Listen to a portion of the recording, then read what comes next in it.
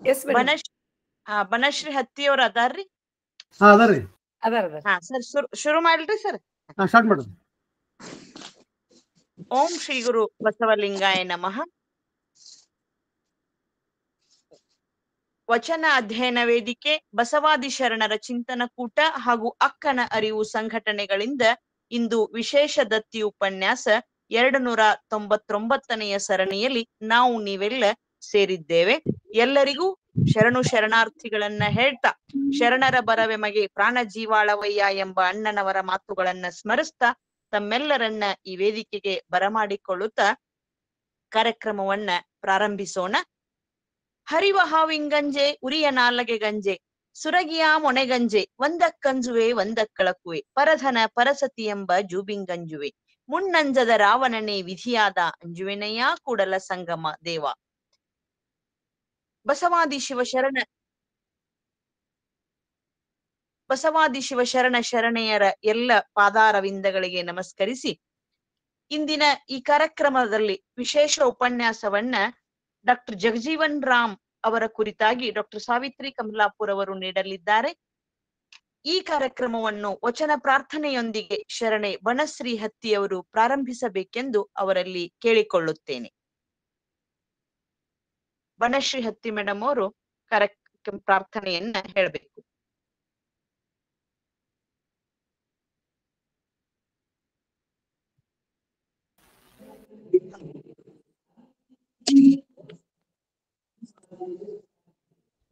ಎಲ್ಲರಿಗೂ ಶರಣು ಶರಣಾರ್ಥಿಗಳು. ಬನಶ್ರೀ ಹತ್ತಿ ವಚನ ಪ್ರಾರ್ಥನೆ ಮಾಡಿ. ವಚನ ಮಾಡ್ರಿ ಮೇಡಮ್.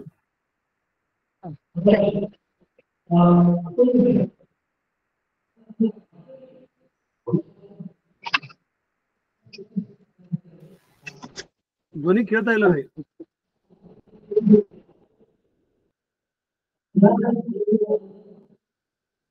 ಮೇಡಮ್ ನೆಟ್ ಐತಿಲ್ ನೋಡ್ರಿ, ಸ್ವಲ್ಪ ಸೌಂಡ್ ಕ್ಲಿಯರ್ ಇಲ್ಲ. ನೆಟ್ ಅದಾರಿ. ಒಂದ್ ಸೆಕೆಂಡ್ ಮೇಡಮ್. ಶುರು ಮಾಡ್ರಿ ಮೇಡಮ್. ಎಲ್ಲರಲ್ಲಿಯೂ ಕೂಡ ಒಂದು ಕ್ಷಣ ನನ್ನ ಕ್ಷಮೆಯನ್ನು ಯಾಚಿಸ್ತಾನೆ. ಯಾಕಂತಂದ್ರೆ ಸಿಟಿ ಜಮಖಂಡಿಯಿಂದ ಇಲ್ಲಿ ವಿಜಯಪುರದಲ್ಲಿ ಎಲ್ಲ ಮುಖ್ಯೋಪಾಧ್ಯಾಯರ ಸಭೆ ನಡೆದದ್ರಿ. ಇನ್ನೂ ಸಭೆ ನಡೆದದ. ನಾನು ಇಲ್ಲಿ ಕೆಳಗಡೆ ಬಂದಿದ್ದೆ ವಚನ ಪ್ರಾರ್ಥನೆ ಮಾಡಿದ್ದೆ. ನಾನೀಗ ವಚನ ಪ್ರಾರ್ಥನೆ ಮಾಡ್ತಕ್ಕಂಥದ್ದು ಬಸವಣ್ಣವ್ರ ವಚನ. ಸಾಕಷ್ಟು ಸಲ ತಾವೆಲ್ಲ ಕೇಳಿದ್ದೀರಿ, ಆ ಹಾಡನ್ನು ಬಹಳಷ್ಟು ಸಲ ಅನುಭವಿಸಿದ್ದೀರಿ. ಅಂತ ಒಂದು ವಚನವನ್ನ ನಾನೀಗ ಪ್ರಸ್ತುತಪಡಿಸ್ತಾ ಇದ್ದೀನಿ.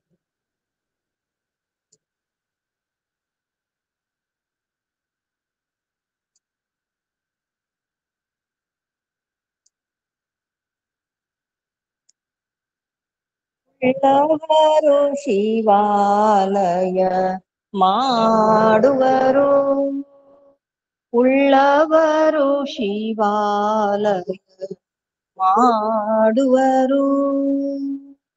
ನಾನೇನು ಮಾಡು ಬಡವಳಿಯ, ನಾನೇನ ಮಾಡುವೆ ಬಡವಳಿಯ. ಉಳ್ಳವರು ಶಿವಾಲಯ ಮಾಡುವರು.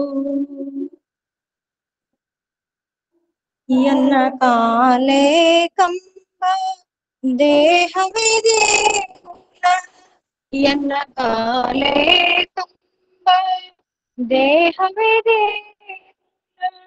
ಶಿರವೇ ಕಳಸವಯ್ಯ, ಶಿರವೇ ಕಳಸವಯ್ಯ. ಉಳ್ಳವರು ಶಿವಾಲಯ ಮಾಡುವರು, ಉಳ್ಳವರು ಶಿವಾಲಯ ಮಾಡುವರು. ಕೂಡಲ ಸಂಗಮ ದೇವಾಗೇಳಯ್ಯ, ಕೂಡಲ ಸಂಗಮ ದೇವಾಗೇಳಯ್ಯ. ಸ್ಥಾವರಗಳಿವುಂಟು ಜಂಗಮಗಳಿವಿಲ್ಲ, ಸ್ಥಾವರಗಳಿವುಂಟು ಜಂಗಮಗಳಿವಿಲ್ಲ. ಉಳ್ಳವರು ಶಿವಾಲಯ ಮಾಡುವರು, ಉಳ್ಳವರು ಶಿವಾಲಯ ಮಾಡುವರು, ಮಾಡುವರು. ಧನ್ಯವಾದ. ಶರಣಾರ್ಥಿಗಳು ಅಕ್ಕ. ವಚನ ಪ್ರಾರ್ಥನೆಯನ್ನ ನೆರವೇರಿಸಿದ ಬನಶ್ರೀ ಹತ್ತಿಯವರಿಗೆ ಧನ್ಯವಾದಗಳನ್ನ ಹೇಳ್ತಾ ಈಗ ಕಾರ್ಯಕ್ರಮಕ್ಕೆ ಸ್ವಾಗತವನ್ನ ಹಾಗೂ ಪ್ರಾಸ್ತಾವಿಕ ನುಡಿಯೊಂದಿಗೆ ಉಪನ್ಯಾಸಕರ ಪರಿಚಯವನ್ನ ಮಾಡಬೇಕೆಂದು ನಾನು ಶರಣೆ ಬಸಮ್ಮ ಗಂಗನಳ್ಳಿಯವರಲ್ಲಿ ಕೇಳಿಕೊಳ್ಳುತ್ತೇನೆ. ಶ್ರೀ ಗುರು ಬಸವಲಿಂಗಾಯ ನಮಃ. ಜ್ಞಾನದ ಬಲದಿಂದ ಅಜ್ಞಾನದ ಕೇಡ ನೋಡಯ್ಯ, ಜ್ಯೋತಿಯ ಬಲದಿಂದ ತಮಂಧದ ಕೇಡ ನೋಡಯ್ಯ, ಸತ್ಯದ ಬಲದಿಂದ ಅಸತ್ಯದ ಕೇಡ ನೋಡಯ್ಯ, ಪರುಷದ ಬಲದಿಂದ ಅವಲೋಹದ ಕೇಡ ನೋಡಯ್ಯ, ಕೂಡಲ ಸಂಗನ ಶರಣರ ಅನುಭವದಿಂದ ಎನ್ನ ಮನದ ಕೇಡ ನೋಡಯ್ಯ. ವಚನ ಅಧ್ಯಯನ ವೇದಿಕೆ, ಬಸವಾದಿ ಶರಣರ ಚಿಂತನ ಕೂಟ ಹಾಗೂ ಅಕ್ಕನ ಅರಿವು ಸಂಘಟನೆಗಳಿಂದ ಇಂದು ವಿಶೇಷ ದತ್ತಿ ಉಪನ್ಯಾಸ ಕಾರ್ಯಕ್ರಮ ಜರುಗ್ತಾ ಇರುವುದು ಸಂತೋಷದ ಸಂಗತಿ. ಈ ಒಂದು ಕಾರ್ಯಕ್ರಮದಲ್ಲಿ ಸ್ವಾಗತವನ್ನು ಮಾಡುವುದು ನನ್ನ ಒಂದು ಕಾರ್ಯ. ವಚನ ಪ್ರಾರ್ಥನೆಯನ್ನು ಅತ್ಯಂತ ಸುಶ್ರಾವ್ಯವಾಗಿ ಹಾಡಿರುವಂಥ ಶರಣೆ ಬನಶ್ರೀ ಹತ್ತಿಯವರಿಗೆ ಸ್ವಾಗತ. ಹಾಗೂ ಈ ವಿಶೇಷ ಉಪನ್ಯಾಸ ಕಾರ್ಯಕ್ರಮದಲ್ಲಿ ಡಾಕ್ಟರ್ ಜಗಜೀವನ ರಾಮ್ ಅವರ ಕುರಿತಾಗಿ ತಮ್ಮ ಅನುಭವವನ್ನು ಹಂಚಿಕೊಳ್ಳಲಿಕ್ಕೆ ಬಂದಂತಹ ಡಾಕ್ಟರ್ ಸರಸ್ವತಿ ಕಮಲಾಪುರ್ ಅವರಿಗೂ ಕೂಡ ತಮ್ಮೆಲ್ಲರ ಪರವಾಗಿ ಸ್ವಾಗತ, ಸುಸ್ವಾಗತ. ಈ ಕಾರ್ಯಕ್ರಮದ ಹಾಗೂ ಈ ಸಂಘಟನೆಯ ರೂವಾರಿಗಳು ಹಾಗೂ ಮಾರ್ಗದರ್ಶಕರಾದಂಥ ಡಾಕ್ಟರ್ ಶಶಿಕಾಂತ್ ಪಟ್ಟಣ್ ಸರ್ ಅವರನ್ನು ಕೂಡ ತಮ್ಮೆಲ್ಲರ ಪರವಾಗಿ ನಾನು ಸ್ವಾಗತ ಮಾಡ್ಕೊಳ್ತಾ ಇದ್ದೇನೆ. ಈ ಕಾರ್ಯಕ್ರಮದ ನಿರ್ವಹಣೆ ಮಾಡುತ್ತಿರುವಂಥ ಡಾಕ್ಟರ್ ಪ್ರಿಯಮೋದ ಹುಲಬಾಳಿಯವರು, ಶರಣು ಸಮರ್ಪಣೆ ಮಾಡುತ್ತಿರುವಂತಹ ಶರಣೆ ಬಸಮ್ಮ ಭರಮಶೆಟ್ಟಿ ಅವರನ್ನು, ತಾಂತ್ರಿಕ ಸಹಾಯವನ್ನು ನಿರಂತರವಾಗಿ ನೀಡುತ್ತಾ ಬಂದಿರುವಂತಹ ಡಾಕ್ಟರ್ ದಾನಮ್ಮ ಜಳಕಿಯವರನ್ನು, ಸಂಯೋಜಕರಾದಂಥ ಶರಣ Ashok Dodmani, doctor KS Malleshi, doctor Drakshayani Mandi, ಶರಣ RS ಬಿರಾದರ್, ಶರಣೆ ಸವಿತಾ ದೇಶ್ಮುಖ್, ಶರಣ ಆನಂದ್ ಕುಮಾರ್ ಪಾಟೀಲ್ ಹಾಗೂ ಸಂಘಟಕರಾದಂತಹ ಶರಣೆ ಪ್ರೊಫೆಸರ್ ಶಾರದಮ್ಮ ಪಾಟೀಲ್ ಮೇಟಿಯವರನ್ನು, ಶರಣೆ ಸರಸ್ವತಿ ಪಾಟೀಲ್ ಹಾಗೂ ಶರಣೆ ಗೌರಮ್ಮ ನಾಶಿಯವರನ್ನು, ಶರಣೆ ಸುಧಾ ಪಾಟೀಲ್ ಅವರನ್ನು ಕೂಡ ನಾನು ತಮ್ಮೆಲ್ಲರ ಪರವಾಗಿ ಸ್ವಾಗತವನ್ನು ಮಾಡ್ಕೊಳ್ತಾ ಇದ್ದೇನೆ. ಈ ಒಂದು ಗೂಗಲ್ ಮೀಟ್ನಲ್ಲಿ ಭಾಗವಹಿಸಿದಂತಹ ಎಲ್ಲ ಶರಣ ಬಂಧುಗಳನ್ನು, ಆಸಕ್ತ ಎಲ್ಲ ಶರಣ ಸಮೂಹವನ್ನು ನಾನು ತುಂಬು ಹೃದಯದಿಂದ ಸ್ವಾಗತವನ್ನು ಮಾಡ್ಕೊಳ್ತಾ ಇದ್ದೇನೆ.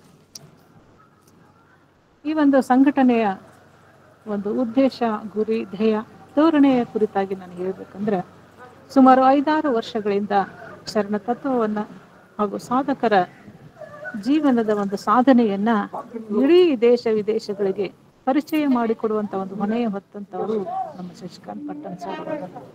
ಅವರ ಜೊತೆಗೆ ಅನೇಕ ಸಂಘಟಕರು, ಸಂಯೋಜಕರು ಎಲ್ಲರೂ ಕೂಡ ಇಲ್ಲಿ ಭಾಗವಹಿಸಿದ್ದಾರೆ. ಸುಮಾರು ಇಲ್ಲಿಯವರೆಗೆ ತಿಂಗಳಿಗೆ 2 ಉಪನ್ಯಾಸ ಅಂತ ತಿಳ್ಕೊಂಡ್ರೆ, ಒಂದು ತಿಂಗಳಿಗೆ 8 ಅಂದ್ರೆ ಒಂದು ವರ್ಷಕ್ಕೆ ಸುಮಾರು 120ರ ಆಸುಪಾಸಿನಲ್ಲಿ ಉಪನ್ಯಾಸಗಳು ಜರುಗುತ್ತಿರುವುದು ಬಹುತೇಕವಾಗಿ ಯಾವುದೇ ಸಂಘ ಸಂಘಟನೆಗಳು ಹಾಗೂ ಯಾವುದೇ ವಿಶ್ವವಿದ್ಯಾಲಯಗಳು ಕೂಡ ಮಾಡದಂತಹ ಕಾರ್ಯವನ್ನ ಈ ಒಂದು ಸಂಘಟನೆ ಮಾಡ್ತಾ ಇರುವುದು ನಮ್ಮೆಲ್ಲರ ಒಂದು ಹೆಮ್ಮೆಯ ಸಂಗತಿ. ಈ ಒಂದು ಕಾರ್ಯ ಎಷ್ಟು ಜವಾಬ್ದಾರಿಯುತವಾಗಿದೆ ಅಂತ ಹೇಳಿದ್ರೆ, ವಾರದಲ್ಲಿ 2 ಉಪನ್ಯಾಸಕರನ್ನು ಹುಡುಕಬೇಕು ಹಾಗೂ ವಾರದಲ್ಲೇ 2 ಸಾಧಕರನ್ನು ಗುರುತಿಸಬೇಕು. ಎಲೆಮೆರೆಕಾಯಿ ಅಂತಿರುವಂತಹ ಸಾಧಕರನ್ನ ಗುರುತಿಸಿ ನಮ್ಮೆಲ್ಲರಿಗೂ ಕೂಡ ಇಲ್ಲಿಯವರೆಗೆ 1000 ಸಾಧಕರ ಒಂದು ಸಾಧನೆಯನ್ನ ಪರಿಚಯ ಮಾಡಿಕೊಟ್ಟಿರುವಂತ ಒಂದು ಖ್ಯಾತಿ ಈ ಒಂದು ಸಂಘಟನೆಗೆ ಮಾತ್ರ ಇರುವುದು ನಮ್ಮೆಲ್ಲರ ಭಾಗ್ಯ ಅಂತ ತಿಳ್ಕೊಂಡು ಇಲ್ಲಿ ಹೇಳಿಕ್ಕೆ ಇಷ್ಟಪಡ್ತೇನೆ. ಅತ್ಯುತ್ತಮವಾದಂಥ ಒಂದು ಉಪನ್ಯಾಸಗಳು ಈ ಒಂದು ವೇದಿಕೆಯ ಮೂಲಕ ಜರುಗ್ತಾ ಇರುವುದು ನಮ್ಮ ಒಂದು ಸಂಘಟನೆಗೆ ಗರಿ ಅಂತ ಹೇಳ್ಬೋದು. ವಿಶೇಷ ಅನುಭವ, ಜ್ಞಾನ ಹೊಂದಿರುವಂಥ ಅನುಭವಿಗಳು ತಮ್ಮ ಅನುಭವ ಜ್ಞಾನವನ್ನ ಬಹಳಷ್ಟು ವಿಶೇಷವಾದಂತಹ ಕಾಳಜಿ ವಹಿಸಿ ಇಲ್ಲಿ ನೀಡುತ್ತಿರುವುದು ನಮ್ಮೆಲ್ಲರಿಗೆ ಒಂದು ಸಂತೋಷದಾಯಕವಾದಂತಹ ಒಂದು ಸಂಗತಿ. ಇವತ್ತಿನ ಒಂದು ಕಾರ್ಯಕ್ರಮಕ್ಕೆ ಇಲ್ಲಿ ಆಗಮಿಸಿರುವಂತಹ ಶರಣೆ ಸಾವಿತ್ರಿ ಮಹಾದೇವಪ್ಪ ಕಮಲಾಪುರ್ ಇವರು ಕೂಡ ಬಹಳಷ್ಟು ಶರಣ ಸಾಹಿತ್ಯದಲ್ಲಿ ಆಸಕ್ತಿ ಹೊಂದಿ ತಮ್ಮ ಒಂದು ಕೊಡುಗೆಯನ್ನ ಈ ಒಂದು ಸಾಹಿತ್ಯ ಕ್ಷೇತ್ರಕ್ಕೆ ಶರಣ ಸಾಹಿತ್ಯಕ್ಕೆ ಅವರು ನೀಡಿದ್ದಾರೆ. ಇವರ ತಂದೆ ಮಹಾದೇವಪ್ಪ ಅನ್ನುವಂಥವ್ರು ಲಿಂಗಧಾರಿಗಳು, ತಾಯಿ ಲಕ್ಷ್ಮೀ ಕೈಲಾಸವಾಸಿಯಾದಂಥವ್ರು. ಇವರ ಒಂದು ಜನ್ಮ ಸ್ಥಳ ಮುರುಗೋಡ್. ಇವರಿಗೆ ಇಬ್ಬರು ಅಣ್ಣಂದಿರು, ಅವರು ಕೂಡ ಬಸವ ಅಧ್ಯಯನ ವೇದಿಕೆಯ ಅಧಿಕ ಸದಸ್ಯರಾಗಿದ್ದಾರೆ. ಹಾಗೂ ಇವರಿಗೆ 3 ಜನ ಅಕ್ಕಂದಿರಿದ್ದಾರೆ. ಇವರ ಪತಿಯು ಕೂಡ ಗೋಕಾಕ್ ತಾಲೂಕಿನಲ್ಲಿ ಶಿಕ್ಷಣ ಪ್ರೇಮಿಗಳಾಗಿರುವಂತಹ ಆಗಿದ್ದಂತಹ ದಿವಂಗತ ಬಾಳಪ್ಪ ಹೊಸಮನಿ ಇವರ ಮಗ. ಇವರು ಕೂಡ ಸರ್ಕಾರಿ ಒಂದು ನೌಕರರಾಗಿದ್ದಾರೆ. ಹೀಗೆ ಇವರ ಕುಟುಂಬವೇ ಈ ಒಂದು ಬಸವಾದಿ ಶರಣರ ಒಂದು ಚಿಂತನೆಯಲ್ಲಿ ತೊಡಗಿರುವಂತಹ ಒಂದು ಕುಟುಂಬ ಅಂತ ಹೇಳಿದ್ರೆ ತಪ್ಪಾಗಲಿಕ್ಕಿಲ್ಲ. ಇವರ ಒಂದು ಶಿಕ್ಷಣ MA ಕನ್ನಡ, MA ರಾಜ್ಯಶಾಸ್ತ್ರ ಹಾಗೂ MED ಪದವಿಯನ್ನ ಪಡೆದಿರುವಂಥವ್ರು. ವೃತ್ತಿಯಲ್ಲಿ ಸರ್ಕಾರಿ ಪದವಿ ಪೂರ್ವ ಕಾಲೇಜಿನ ಪ್ರಾಚಾರ್ಯರಾಗಿ ಸೇವೆಯನ್ನು ಸಲ್ಲಿಸ್ತಾ ಇದ್ದಾರೆ. ಸುಮಾರು 26 ವರ್ಷಗಳ ಒಂದು ವಿಶೇಷ ಅನುಭವವನ್ನ ಹೊಂದಿರುವಂಥವ್ರು. ಈಗಾಗಲೇ 11 ಕೃತಿಗಳು ಸಾಹಿತ್ಯ ಲೋಕಕ್ಕೆ ಇವರು ಕೊಡುಗೆಯಾಗಿ ನೀಡಿದ್ದಾರೆ. 11 ಕೃತಿಗಳು ಇವರು ಪ್ರಕಟವಾಗಿವೆ. ಇವರ ಒಂದು ಕಾಲೇಜಿನ ಮಕ್ಕಳ ಫಲಿತಾಂಶ 100ಕ್ಕೆ 100% ಇರುವುದು ಬಹಳಷ್ಟು ಸಂತೋಷದ ಸಂಗತಿ. ಇವರ ಕಾಲೇಜಿನ ಮಕ್ಕಳು ಕ್ರೀಡೆ, ಸಾಂಸ್ಕೃತಿಕ ಚಟುವಟಿಕೆಗಳಲ್ಲೂ ಕೂಡ ರಾಜ್ಯ ಮಟ್ಟದ ಪ್ರಶಸ್ತಿ ಪಡೆದುಕೊಂಡಿದ್ದಾರೆ ಅನ್ನುವುದಕ್ಕೆ ಇವರಲ್ಲಿ ವಿಶೇಷವಾದಂತಹ ಒಂದು ಮಕ್ಕಳ ಕುರಿತಾಗಿ ಕಾಳಜಿಯನ್ನು ವಹಿಸಿರುವುದೇ ಕಾರಣ. ಬಡ ಮಕ್ಕಳಿಗೆ ಉಚಿತ ಶಿಕ್ಷಣ, ಪಠ್ಯ ಪುಸ್ತಕದ ಒಂದು ಕೊಡುಗೆಯನ್ನು ಕೂಡ ಇವರು ನೀಡ್ತಾ ಬಂದಿದ್ದಾರೆ. ಹಲವಾರು ರಾಜ್ಯ ಮಟ್ಟದ, ರಾಷ್ಟ್ರ ಮಟ್ಟದ, ಅಂತಾರಾಷ್ಟ್ರೀಯ ಮಟ್ಟದ ಸೆಮಿನಾರ್ಗಳಲ್ಲಿ ಉಪನ್ಯಾಸಗಳನ್ನ ಇವರು ಮಂಡಿಸಿದ್ದಾರೆ. ಡಾಕ್ಟರ್ VS ಹಿರೇಮಠ್ ಅವರ ಮಾರ್ಗದರ್ಶನದಲ್ಲಿ ಸವದತ್ತಿ ತಾಲೂಕಿನ ಗ್ರಾಮ ಶಿಕ್ಷಣ ಸಮಿತಿಗಳ ಕುರಿತು ಒಂದು ಅನುಷ್ಠಾನ ವರದಿ ಅನ್ನುವಂಥ ವಿಷಯದ ಕುರಿತಾಗಿ PhD ಮಹಾಪ್ರಬಂಧವನ್ನ ಇವರು ಮಂಡಿಸಿದ್ದಾರೆ. ಅಪಾರವಾದಂತಹ ಸಾಮಾಜಿಕ ಕಳಕಳಿ ಹೊಂದಿದ ಇವರು ಅನಾಥಾಶ್ರಮಕ್ಕೆ ಚಿಕ್ಕ ಪುಟ್ಟ ಸಹಾಯವನ್ನ ಮಾಡುತ್ತಾ ಬಂದಿದ್ದಾರೆ. ಅಧ್ಯಾತ್ಮದಲ್ಲಿ ಒಲವು ಹಾಗೂ ವೈಚಾರಿಕ ನಿಲುವು ಇವರದ್ದಾಗಿದೆ. ಫಲಾಪೇಕ್ಷೆ ಇಲ್ಲದೆ ಸೇವೆಗೈಯುತ್ತಾ ಅಹಂಕಾರ ಇಲ್ಲದ ಮನೋಭಾವದಿಂದ ಸರ್ವರೊಂದಿಗೆ ಬೆರೆತು ತನ್ನ ಕುಟುಂಬಕ್ಕೂ ಸಮಾಜಕ್ಕೂ ಒಳಿತು ಮಾಡುವುದು ಮನುಷ್ಯ ಧರ್ಮ. ಇದು ಇವರ ಒಂದು ಆಶಯವಾಗಿದೆ. ಇಂಥ ಒಬ್ಬ ಉಪನ್ಯಾಸಕರು ಇವತ್ತ ಈ ಒಂದು ಕಾರ್ಯಕ್ರಮದಲ್ಲಿ ಉಪನ್ಯಾಸ ನೀಡುತ್ತಿರುವುದು ಬಹಳ ಸಂತೋಷದ ಸಂಗತಿ. ಈ ಒಂದು ಸ್ವಾಗತ, ಪರಿಚಯ, ಪ್ರಾಸ್ತಾವಿಕ ಒಂದು ಮಾಡಲಿಕ್ಕೆ ನನಗೆ ಅವಕಾಶವನ್ನ ಕೊಟ್ಟಿದ್ದಕ್ಕಾಗಿ ಈ ಸಂಘದ ಎಲ್ಲರಿಗೂ ಕೂಡ ಅನಂತ ಶರಣಾರ್ಥಿಗಳು. ಧನ್ಯವಾದಗಳು. ಶರಣಾರ್ಥಿಗಳು ಡಾಕ್ಟರ್ ಬಸಮ್ಮ ಗಂಗಾಳಿ ಮೇಡಮ್ ಅವ್ರಿಗೆ.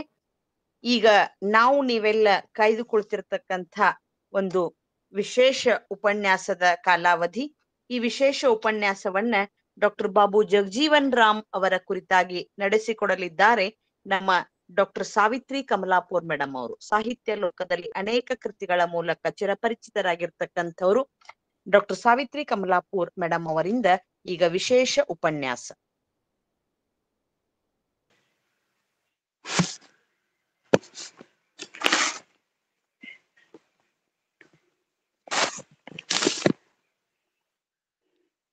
ಮೇಡಮ್. ಹಾ ಮೇಡಮ್. ಓಂ ಶ್ರೀ ಗುರು ಬಸವಲಿಂಗಾಯ ನಮಃ. ಬಸವಣ್ಣ, ನಿಮ್ಮ ಅಂಗದಾಚಾರವ ಕಂಡು ಎನಗೆ ಲಿಂಗ ಸಂಗವಾಯಿತಯ್ಯ. ಬಸವಣ್ಣ, ನಿಮ್ಮ ಮನದ ಸುಜ್ಞಾನವ ಕಂಡು ಎನಗೆ ಜಂಗಮ ಸಂಬಂಧವಾಯಿತಯ್ಯ. ಬಸವಣ್ಣ, ನಿಮ್ಮ ಸದ್ಭಕ್ತಿಯ ತಿಳಿದು ಎನಗೆ ನಿಜವೂ ಸಾಧ್ಯವಾಯಿತಯ್ಯ. ಚನ್ನಮಲ್ಲಿಕಾರ್ಜುನಯ್ಯನ ಹೆಸರಿಟ್ಟ ಗುರುವೇ ನೀವಾದ ಕಾರಣ ನಿಮ್ಮ ಶ್ರೀಪಾದಕ್ಕೆ ನಮೋ ನಮೋ ಎನ್ನುತ್ತಿದ್ದೇನೋ ಕಾಣ ಸಂಗನ ಬಸವಣ್ಣ. ಹುಟ್ಟಿಸಿದ ಹೆತ್ತವ್ವಳ ಕೊಟ್ಟಿಹ ಜ್ಞಾನ ಗುರುವರ್ಯರ ಬಿತ್ತಿ ಬೆಳೆವ ವಚನವ ಶರಣ ಸಂಕುಲಕ್ಕೆ ತಲೆಬಾಗಿ ನಮಿಸುವೆ ಮುರುಗೋಡದಲ್ಲಿ ಹುಟ್ಟಿದಂತಹ ಸಾವಿತ್ರಿ ಕಮಲಾಪುರ್ ನಿಮಗಿಂದು.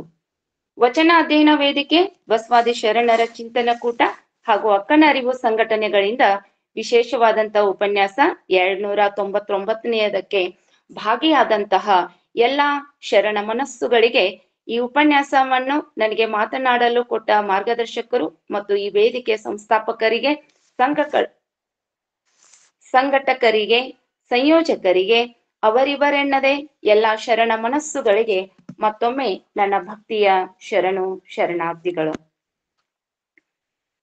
ಸರ್ಕಾರ, ಸಂಘ ಮತ್ತು ಸಂಸ್ಥೆಗಳು ವಿಮುಖವಾದಾಗ ಸಮಾಜೋದ್ಧಾರ ಕಾರ್ಯಗಳನ್ನು ವ್ಯಕ್ತಿಗಳು ಕೈಗೊಳ್ಳುತ್ತಾರೆ.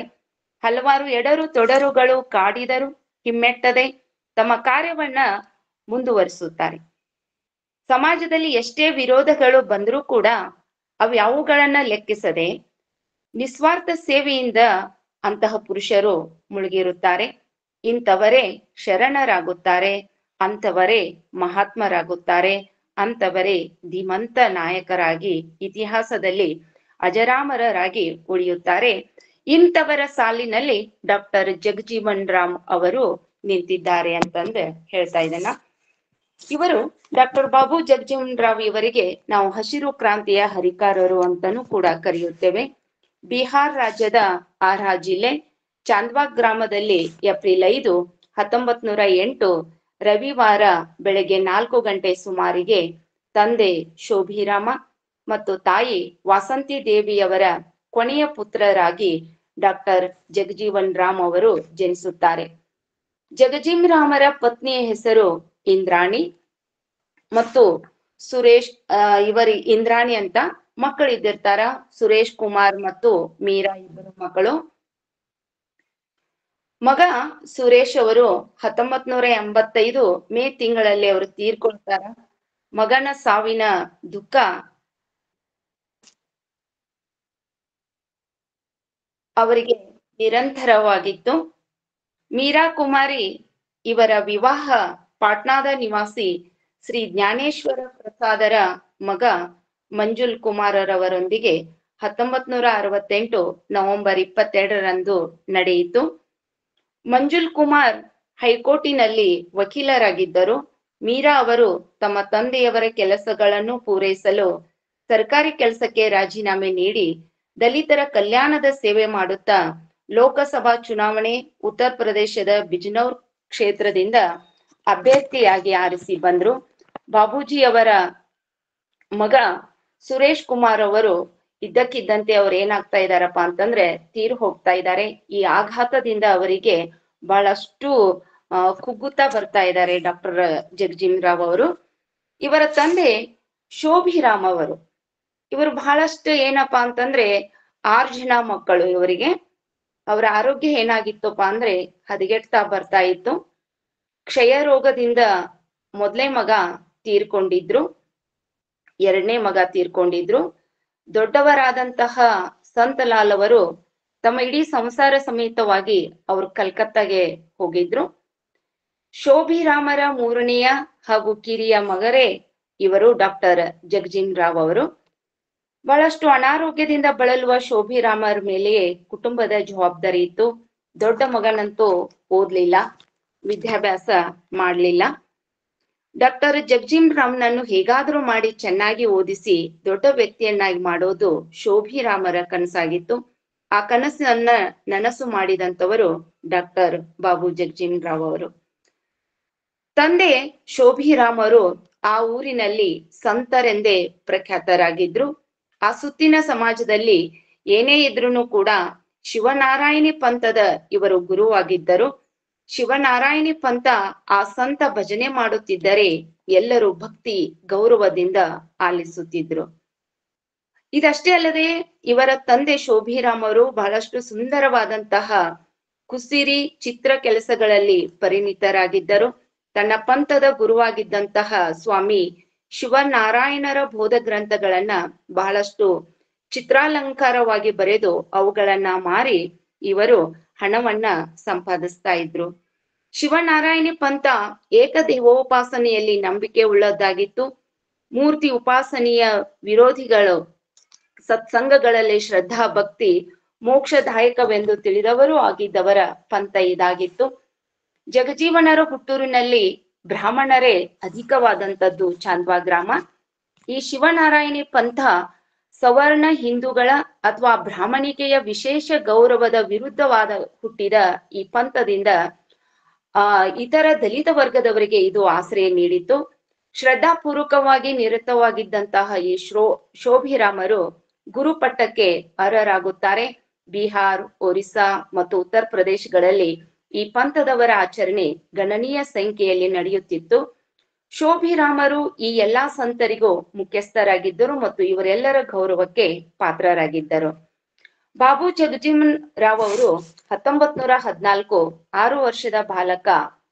ಇವರು ಬಸಂತ ಪಂಚಮಿಯ ದಿನ ಶಿವನಾರಾಯಣಿ ಪಂಥಾನುಸಾರ ಹಳದಿ ವರ್ಣದ ಪಂಚೆಯನ್ನು ಉಡಿಸಿ, ರೇಷ್ಮೆ ಜುಬ್ಬಾ ಹಾಕಿ, ತಲೆಗೊಂದ ಮಕಬಲ್ ಟೋಪಿ ಇಟ್ಟು ತಂದೆ ತಾಯಿಗಳಿಗೆ ನಮಸ್ಕಾರ ಮಾಡಿ ಜಗಜೀವನ್ ರಾಮರನ್ನ ಶಾಲೆಗೆ ಸೇರಿಸ್ತಾ ಇದ್ದಾರೆ. ಈ ಶಾಲೆ ಗ್ರಾಮದ ಹಿರಿಯ ಬ್ರಾಹ್ಮಣರಲ್ಲೊಬ್ಬರಾದ ಪಂಡಿತ್ ಕಪಿಲ್ ಮುನಿ ತಿವಾರಿಯವರ ಮನೆಯ ವಿಶಾಲ ಅಂಗಳವೇ ಶಾಲಾ ಗೃಹವಾಗಿತ್ತು. ಕಪಿಲ್ ಮುನಿ ಬ್ರಾಹ್ಮಣರಾಗಿದ್ದರೂ ಕೂಡ ಎಲ್ಲರಿಗೂ ಸಮಾನ ಮನಸ್ಸಿನಿಂದ ಪಾಠ ಬೋಧನೆಯನ್ನ ಅವರು ಮಾಡುತ್ತಿದ್ದರು. ಸಂತ ಶೋಭಿರಾಮರ ಮರಣ ಅಲ್ಲಿ ಆಗ್ತಾ ಇದೆ, ತಂದೆಯ ಮರಣ. ಶೋಭಿರಾಮರ ಮಗ ಈ ಸಂತಲಾಲ್ ಅವರು ತಮ್ಮ ಹೆಂಡತಿಯೊಡನೆ ಕಲ್ಕತ್ತೆಗೆ ಬಂದಿರ್ತಾ ಇದ್ದಾರೆ. ಶೋಭಿರಾಮರು ಹಾಸಿಗೆಯ ಬಳಿ ಕುಳಿತು ಜಗಜೀವನ್ ರಾಮರನ್ನ ದೀರ್ಘವಾಗಿ ದೃಷ್ಟಿಸುತ್ತಾ ತಮ್ಮ ಕನಸಿನ ಕೂಸಾದ ಜಗಜೀವನ್ ರಾಮರನ್ನ ಬಿಟ್ಟು ಹೋಗುವ ದೃಷ್ಟಿಯ ಕಂಗಳಲ್ಲಿ ಹನಿ ಒಡೆದು ತನ್ನ ಪತ್ನಿಯನ್ನ ಅಶ್ರು ನಯನದಿಂದ ನೋಡತೊಡಗ್ತಾ ಇದ್ದಾರೆ. ಮಗನನ್ನು ಚೆನ್ನಾಗಿ ಓದಿಸುವೆ ಎಂದು ದೃಢಚಿತ್ತದಿಂದ ವಾಸಂತಿ ದೇವಿ ವಚನವನ್ನ ಕೊಡ್ತಾ ಇದ್ದಾರೆ. ಅದೇ ಆಶಾ ಕಿರಣದಿಂದ ಮಗನನ್ನ ದಿಟ್ಟಿಸಿ ನೋಡುತ್ತಾ ಶೋಭಿರಾಮರು ಕಣ್ಣು ಮುಚ್ಚುತ್ತಾರೆ. ಬಯಲಲ್ಲಿ ಬಯಲಾಗಿ ಹೋಗ್ತಾ ಇದ್ದಾರೆ. ಭಜನೆ ಹಾಗೂ ಗ್ರಂಥಗಳ ಪೂಜೆ ನೆರವೇರ್ತಾ ಇದೆ. ಲೋಕ ಜೀವನ ಶೋಕವನ್ನ ಎಷ್ಟೋ ಉಂಡುತ್ತಾಯಿತು, ಪ್ರಿಯತಮನ ಕರೆ ಈಗ ಬಂದಿಹುದು, ನಾನೀಗ ತೆರಳುವ ಕಾಲವಾಯ್ತು, ಸಿಂಗರಿಸಿಕೊಂಡಿರೋಣ ತೆರಳಲು ಎನ್ನುವ ಹಾಡು ಹಾಡ್ತಾ ಇದ್ದಾರೆ. ಇಲ್ಲಿ ಹೊರೆ ಹೊತ್ತ ವಾಸಂತಿ ದೇವಿ ಪತಿಯನ್ನ ಕಳೆದುಕೊಂಡಂತಹ ಡಾಕ್ಟರ್ ಜಗಜೀವನ್ ರಾವರ ತಾಯಿಯಾದಂತ ವಾಸಂತಿ ದೇವಿ ಜೀವನ ಕ್ರಮ ಇನ್ನೂ ಹೆಚ್ಚು ಧಾರ್ಮಿಕವಾಗುತ್ತಾ ಹೋಗುತ್ತದೆ. ಧಾರ್ಮಿಕ ಜೀವನದ ಜೊತೆಗೆ ಪತಿಗೆ ಕೊಟ್ಟಂತಹ ಮಗನ ವಿದ್ಯಾಭ್ಯಾಸದ ಭರವಸೆ ಒಂದು ರಥವಾಗಿ ಪರಿಣಮಿಸ್ತಾ ಇದೆ. ಹಾದಿ ಕಠಿಣವಾಗಿತ್ತು. ಅಂದಿನ ಕಾಲದಲ್ಲಿ ಇಂತಹ ಒಂದು ವ್ಯವಸ್ಥೆಯಲ್ಲಿ ಅಷ್ಟು ಶ್ರಮಪಟ್ಟು ಮಗನನ್ನು ಓದಿಸಲು ಆ ವಾಸಂತಿ ದೇವಿ ಅವರು ಸಜ್ಜಾಗಿ ನಿಲ್ತಾ ಇದ್ದಾರೆ. ಒಂದು ದಿವಸ ಆರಾ ಪಟ್ಟಣದಲ್ಲಿ ಧಾರಾಕಾರವಾದಂತ ಮಳೆ ಸುರಿತಾ ಇತ್ತು. ಚಿಕ್ಕ ಚರಂಡಿ ಇತ್ತು, ಗುಂಡಿ ಎಲ್ಲಾ ತುಂಬಿದ್ದವು.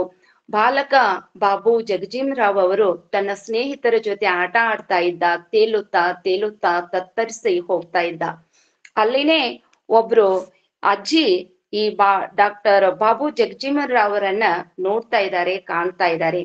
ಅದೇ ಒಂದು ತತ್ತರಿಸಿ ಹೋಗುವಂತಹ ಮಗುವನ್ನ ನೋಡಿ ತಮ್ಮ ಕೈಯಲ್ಲಿರುವಂತ ಕೋಲನ್ನ ಆ ಬಾಲಕನ ಹತ್ತಿರ ಎಸಿತಾ ಇದ್ದಾರೆ. ಮತ್ತೊಂದು ಕೋಲಿನಿಂದ ಆಶ್ರಯ ಹಿಡ್ಕೊಂತ ಬಂದು ಆ ಬಾಲಕನನ್ನ ರಕ್ಷಿಸ್ತಾ ಇದ್ದಾರೆ.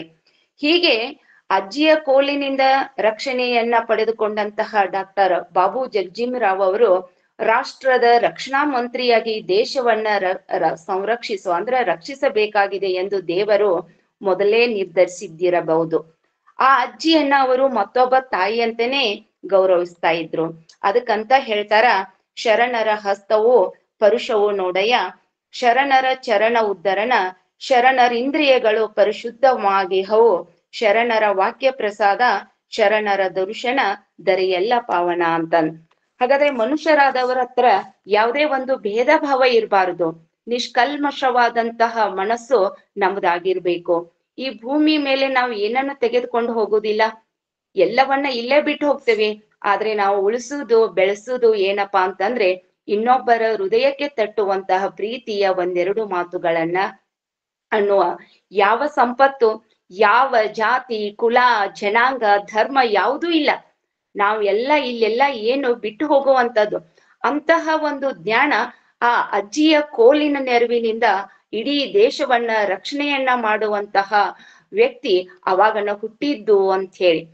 ಇನ್ನು ಇವರು ಡಾಕ್ಟರ್ ಬಾಬು ಜಗಜೀವನ್ ರಾವ್ ಅವರ ಮಾಧ್ಯಮಿಕ ಶಾಲಾ ಪ್ರವೇಶಾತಿ 1919ರಲ್ಲಿ ತಮ್ಮ 11ನೇ ವರ್ಷದಲ್ಲಿ ಪ್ರಾಥಮಿಕ ಶಾಲೆಯನ್ನ ಮುಗಿಸಿ ಆರಾ ಪಟ್ಟಣದ ಅಗರ್ವಾಲದಲ್ಲಿ ಮಾಧ್ಯಮಿಕ ಶಾಲೆಗೆ ಅವರು 1920ರಲ್ಲಿ ಸೇರ್ಕೊಡ್ತಾ ಇದ್ದಾರೆ.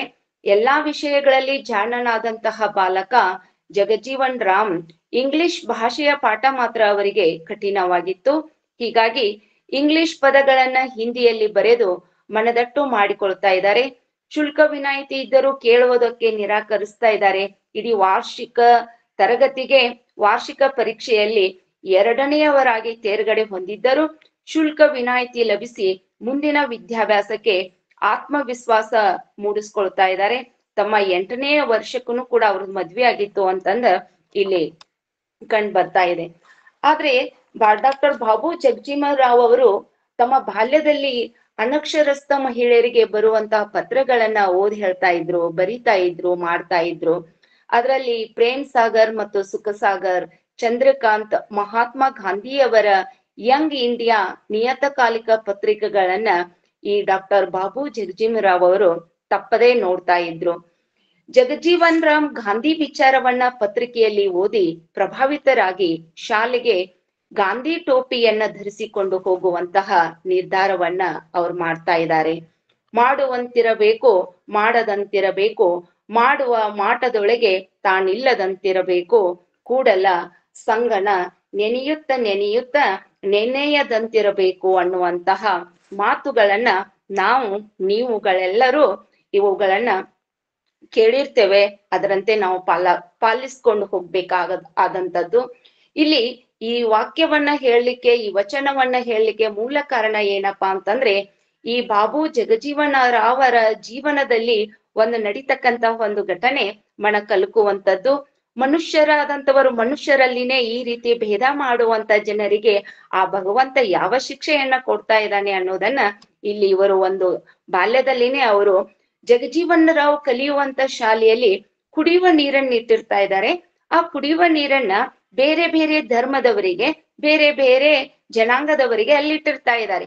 ಆದ್ರೆ ಇದನ್ನ ಅವರು ಏನ್ ಮಾಡ್ತಾ ಇದ್ದಾರೆ, ಈ ರೀತಿ ಬೇರೆ ಬೇರೆ ವಿದ್ಯಾರ್ಥಿಗಳಿಗೆ ಬೇರೆ ಬೇರೆ ನೀರನ್ನ ಕುಡಿಯುವಂತಹ ಈ ಮಡಿಕೆಯನ್ನ ಇಡುವುದನ್ನ ಅವರು ಒಪ್ತಾ ಇದ್ರಲಿಲ್ಲ. ನೋಡ್ರಿ, ಯಾವಾಗನ ಬಾಲಕರಲ್ಲಿದ್ದಾಗನ ದಿಟ್ಟವಾದಂತಹ ನಿರ್ಧಾರವನ್ನ ತೆಗೆದುಕೊಂಡಂತಹ ಬಾಲಕ ಇವರು.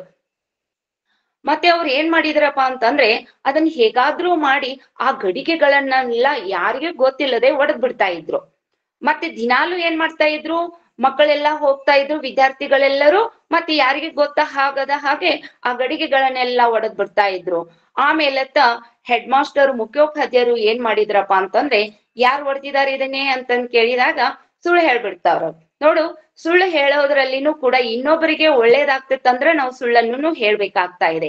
ಅದು ಎಂತ ಸುಳ್ಳಪ್ಪ ಅಂತಂದ್ರೆ, ಸುಳ್ಳು ಯಾವಾಗಲೂ ಸುಳ್ಳು, ಅದು ಕಹಿ ಆಗಿರ್ತದ ನಿಜ, ಆದ್ರೆ ಇನ್ನೊಬ್ಬರಿಗೆ ಒಳ್ಳೇದಾಗ್ತಾ ಇದೆ. ಇಲ್ಲಿ ಸಮಾನತೆ ಬರ್ತಾ ಇದೆ. ಹಾಗಾದ್ರೆ ಈ ಗಡಿಗೆಯನ್ನ ನಾನ ಏನ್ ಮಾಡಿಲ್ಲಪ್ಪ ಅಂತಂದ್ರೆ, ನಾನು ಒಡೆದಿಲ್ಲ ರೀ, ಇದನ್ ಮೇಲ್ಜಾತಿಯವರು ಒಡೆದ್ ಬಿಟ್ಟಾರ ಅಂತಂದ್ ಹೇಳ್ತಾ ಇದ್ದಾರೆ.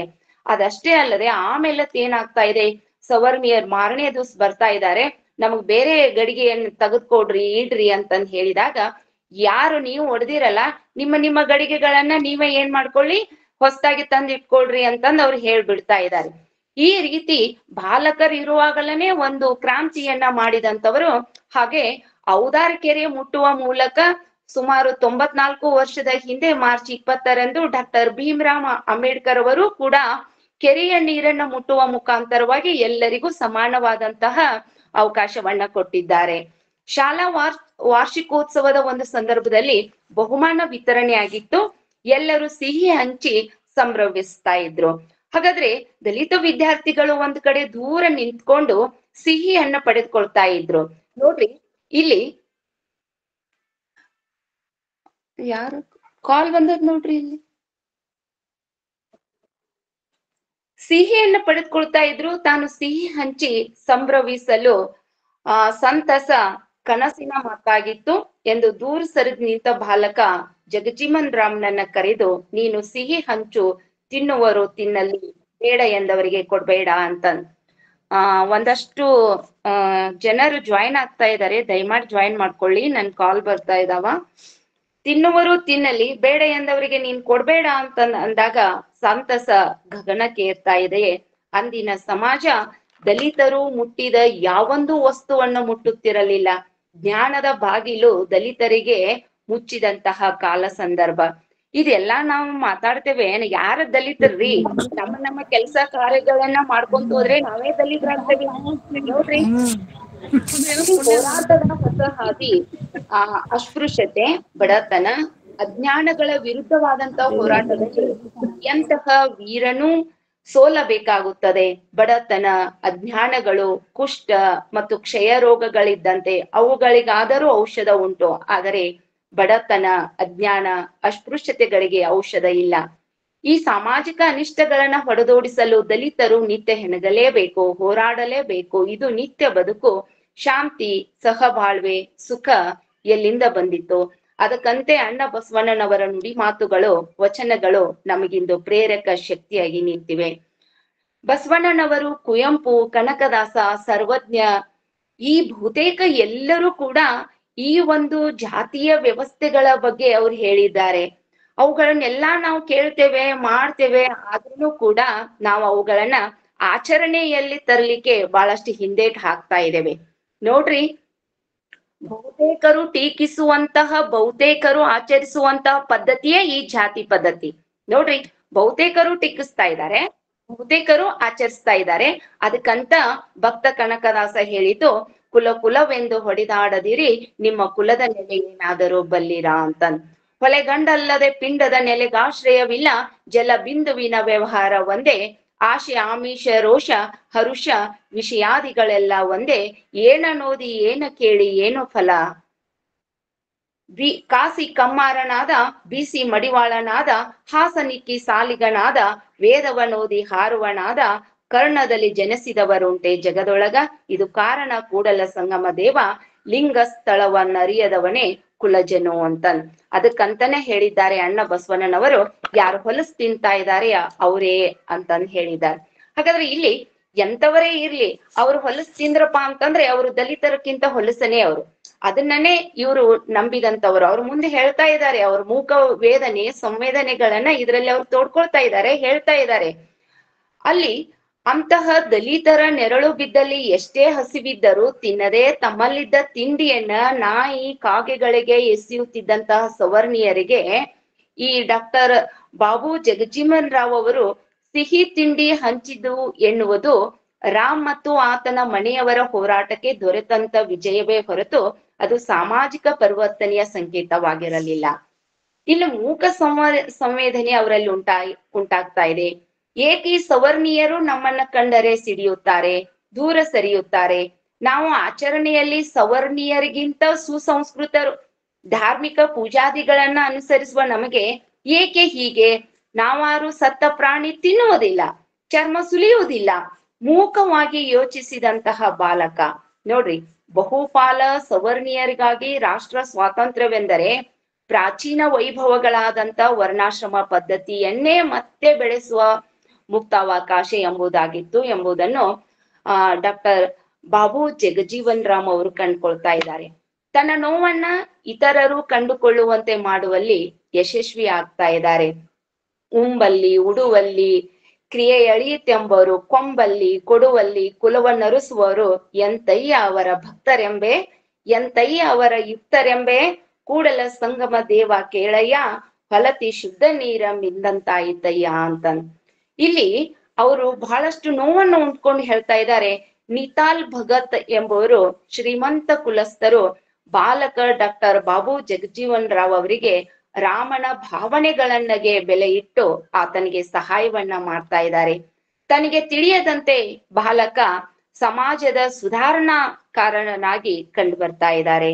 ಅಲ್ಲಿ ಕಲ್ಕತ್ತೆಗೆ ಪ್ರಥಮವಾಗಿ ಪ್ರಯಾಣವನ್ನ ಅವರು ಬಳಸ್ತಾ ಇದ್ದಾರೆ. 1923 ಬೇಸಿಗೆ ರಜೆ ತನ್ನ ಅತ್ತಿಗೆ ಜೊತೆಗೆ ಕಲ್ಕತ್ತೆಗೆ ಹೊರಟಾಗಿನೂ ಅವ್ರಿಗೆ 15 ವರ್ಷ ಆಗಿತ್ತು. ಕಲ್ಕತ್ತಾ ನಗರವನ್ನ ಸುತ್ತಾ ಇದ್ದಾರೆ. ಅಲ್ಲಿ ಗಿರಣಿ ಸೆಣಬು ಒಳಹೊಕ್ಕು ನೋಡ್ತಾ ಇದ್ದಾರೆ. ಹೆಣ್ಣು ಗಂಡು ಸಮ ಕೂಡಿಯೇ ಕೆಲಸ ಮಾಡುವುದನ್ನ ನೋಡಿದಂತಹ ಡಾಕ್ಟರ್ ಬಾಬು ಜಗಜೀವನ್ ರಾವ್ ಅವರು ತಮ್ಮ ಹಳ್ಳಿ ಚಾಂದ್ವಾ ಗ್ರಾಮದಲ್ಲಿ ಮಹಿಳೆ ಪುರುಷರೊಂದಿಗೆ ಮಾತನಾಡುವುದು ಅಪರೂಪ. ನಗರ ಹಾಗೂ ಹಳ್ಳಿಯ ಜೀವನ ವೈಖರಿಯನ್ನ ಮೊದಲ ಬಾರಿಗೆ ಮನೆಯಿಂದ ಹೊರಬಂದು ಕಲ್ಕತ್ತೆಯ ಬದುಕಿನ ಬಗ್ಗೆ ಅರಿತುಕೊಂಡಂತಹ ಜಗಜೀವನ್ ರಾಮ್ ಅವರು ಕಲ್ಕತ್ತಾದಲ್ಲಿದ್ದಾಗ ಶಿವನಾರಾಯಣಿ ಪಂಥದ ಸಂತ ರಾಮಧನಿ ಸಿಂಗ್ ಎಂಬ ಗುರುವಿನಿಂದ ಜಗಜೀವನ್ ರಾಮ್ ಅಣ್ಣ ಇದ್ದಿರ್ತಾ ಇದಾರಲ್ಲ ಅವ್ರ ಸಂತಲಾಲ್ ಅವರು ಆತನಿಗೆ ದೀಕ್ಷೆ ಕೊಡಿಸ್ತಾ ಇದ್ದಾರೆ. ನಂತರ 1923ರಲ್ಲಿ ತಮ್ಮ ಹಳ್ಳಿಗೆ ಬರ್ತಾ ಇದ್ದಾರೆ. ಅಷ್ಟೊತ್ತಿಗೆ ಅಂದ್ರೆ ಇವರ ಚಿಕ್ಕ ಮನೆ ಏನಾಗಿರ್ತದ ಬಾಳ ಅಂದ್ರೆ ಬಹಳಷ್ಟು ನೀರಿಗೆ ಅಪಘಾತಕ್ಕೆ ಒಳಗಾಗಿದ್ದಿರ್ತದ. ಅಂತ ಒಂದು ಪರಿಸ್ಥಿತಿಯಲ್ಲಿ ಅವರು ಕಷ್ಟಪಟ್ಟು ಏನ್ ಮಾಡ್ತಾ ಇದಾರಪ್ಪ ಅಂದ್ರೆ ಆ ಮನೆಯನ್ನ ಉಳಿಸ್ಕೊಳ್ತಾ ಇದ್ದಾರೆ. ಸಾಮಾನುಗಳು ಅಲ್ಲಿ ಇರುವಂತ ವಸ್ತುಗಳನ್ನ ಎಲ್ಲಾ ಜೋಪಾನವಾಗಿ ಹೊರಗೆ ತಂದು ಮತ್ತೆ ಕಟ್ತಾ ಇದ್ದಾರೆ. ಹೀಗೆ ಅವಾಗ ಅವರಿಗೆ ಸಂಪೂರ್ಣವಾದಂತಹ ಕಷ್ಟಗಳು ಏನು ಬದುಕಿನಲ್ಲಿ ಅನ್ನುವುದು ಅವರಿಗೆ ಗೊತ್ತಾಗ್ತಾ ಇದೆ. ಇನ್ನು ಮದನ್ ಮೋಹನ್ ಮಾಳ್ವೀಯ ಅವರ ಭೇಟಿಯನ್ನ 1925 ಮೇ ತಿಂಗಳಲ್ಲಿ ವಾರಣಾಸಿಯಲ್ಲಿ ಅವರು ಮಾಡ್ತಾ ಇದ್ದಾರೆ. ವಿದ್ಯಾರ್ಥಿ ಪ್ರತಿನಿಧಿಯಾಗಿ ಆಯ್ಕೆಯಾದಂತಹ ಡಾಕ್ಟರ್ ಬಾಬು ಜಗಜೀವನ್ ರಾಮ್ ಅವರ ವಾಕ್ಚತುರತೆ, ಅವರಲ್ಲಿರುವಂತಹ ಜ್ಞಾನ ಮಾಳ್ವೀಯರನ್ನ ಬಹಳಷ್ಟು ಆಕರ್ಷಿಸ್ತಾ ಇದೆ. 1926 ಮೇ ತಿಂಗಳಲ್ಲಿ ಮೊಹಮ್ಮದ್ ಅಲಿ ಅವರ ಜೊತೆಗೂಡಿ ಬಂದಿದ್ದರು. ಅಂದಿನ ಕಾಲದಲ್ಲಿ ಡಾಕ್ಟರ್ ಬಾಬು ಜಗಜೀವನ್ ರಾಮ್ರನ್ನ ಹತ್ತಿರಕ್ಕೆ ಕರೆದು ವೇದಿಕೆಯ ಮೇಲೆ ತಮ್ಮ ಪಕ್ಕದಲ್ಲಿಯೇ ಕೂರಿಸಿಕೊಳ್ತಾ ಇದ್ದಾರೆ. ಇಂತಹ ಮಾಳ್ವೀಯರು ಒಂದು ಭಿನ್ನ ಬಿತ್ತಳಿಗೆಯನ್ನ ಅವ್ರು ಕೊಡ್ತಾ ಇದ್ದಾರೆ. ಅಂದ್ರೆ ಎಲ್ಲಾ ದಲಿತರು ಸೇರಿ ಈ ಮಾಳ್ವೀಯರಿಗೆ ತಮ್ಮ ಬೇಡಿಕೆಗಳು ಏನು ಅನ್ನೋದನ್ನ ಅದನ್ನ ಸಿದ್ಧಪಡಿಸಿ ಕೊಡ್ತಾ ಇದ್ದಾರೆ. ಅದನ್ನು ಓದಿದವರು ಯಾರಪ್ಪ ಅಂತಂದ್ರೆ ಡಾಕ್ಟರ್ ಬಾಬು ಜಗಜೀವನ್ ರಾವ್ ಅವರು. ಮಾಳ್ವೀಯರು ತೋರಿದಂತಹ ಔದಾರ್ಯದಿಂದ ಇವರ ಕೀರ್ತಿ ಮತ್ತು ಘನತೆ ಬಹಳಷ್ಟು ಹೆಚ್ಚುತ್ತಾ ಇದೆ. ಅದಕ್ಕಾಗಿ ತಾಯಿ ವಾಸಂತಿ ದೇವಿ ಮಗನ ಒಂದು ಹೆಮ್ಮೆ ಬಹಳಷ್ಟು ಪಡ್ತಾ ಇದ್ದಾರೆ. ಬನಾರಸ್ ಹಿಂದೂ ವಿಶ್ವವಿದ್ಯಾಲಯಕ್ಕೆ ಇಂಟರ್ಮೀಡಿಯೇಟ್ ವ್ಯಾಸಂಗಕ್ಕೆ ಸೇರುವಂತೆ ಮಾಳ್ವೀಯರು ಅವರನ್ನ ಕರೆ ಇಡ್ತಾ ಇದ್ದಾರೆ.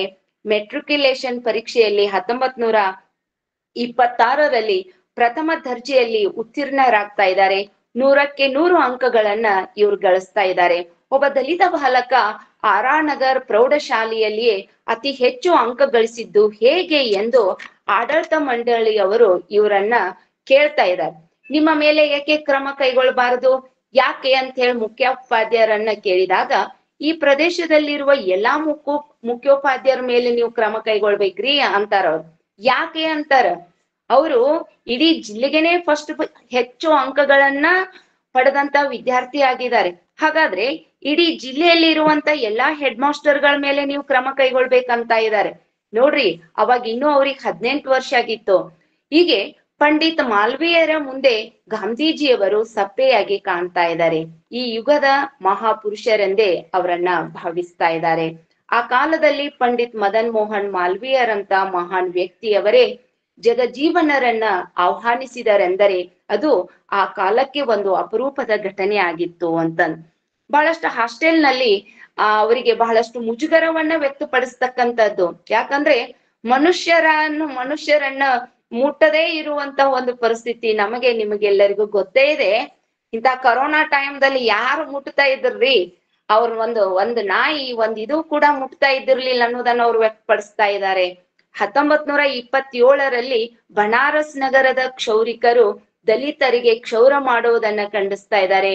ಎಮ್ಮೆ ಕುದುರೆ ಕೋಣಗಳಿಗೆ ಕ್ಷೌರ ಮಾಡುವ ಇವರು ಕ್ಷೌರಿಕರನ್ನೇ ಬಹಿಷ್ಕರಿಸಿದರೆ ಹೇಗೆ ಎಂದು ಯೋಚಿಸಿ ಎಲ್ಲಾ ದಲಿತರನ್ನ ಸಂಘಟಿಸಿ ಮನೆ ಮನೆಗೆ ಹೋಗಿ ಈ ಕಾರ್ಯದಲ್ಲಿ ದೇವನಂದನ್ ಸಿಂಗ್ ದೀಕ್ಷಿತ್ ಎಂಬ ರಾಷ್ಟ್ರೀಯವಾದಿ ತರುಣನಿಂದ ಹೆಚ್ಚಿನ ಸಹಾಯ ಅವರಿಗೆ ಸಿಗ್ತಾ ಇದೆ.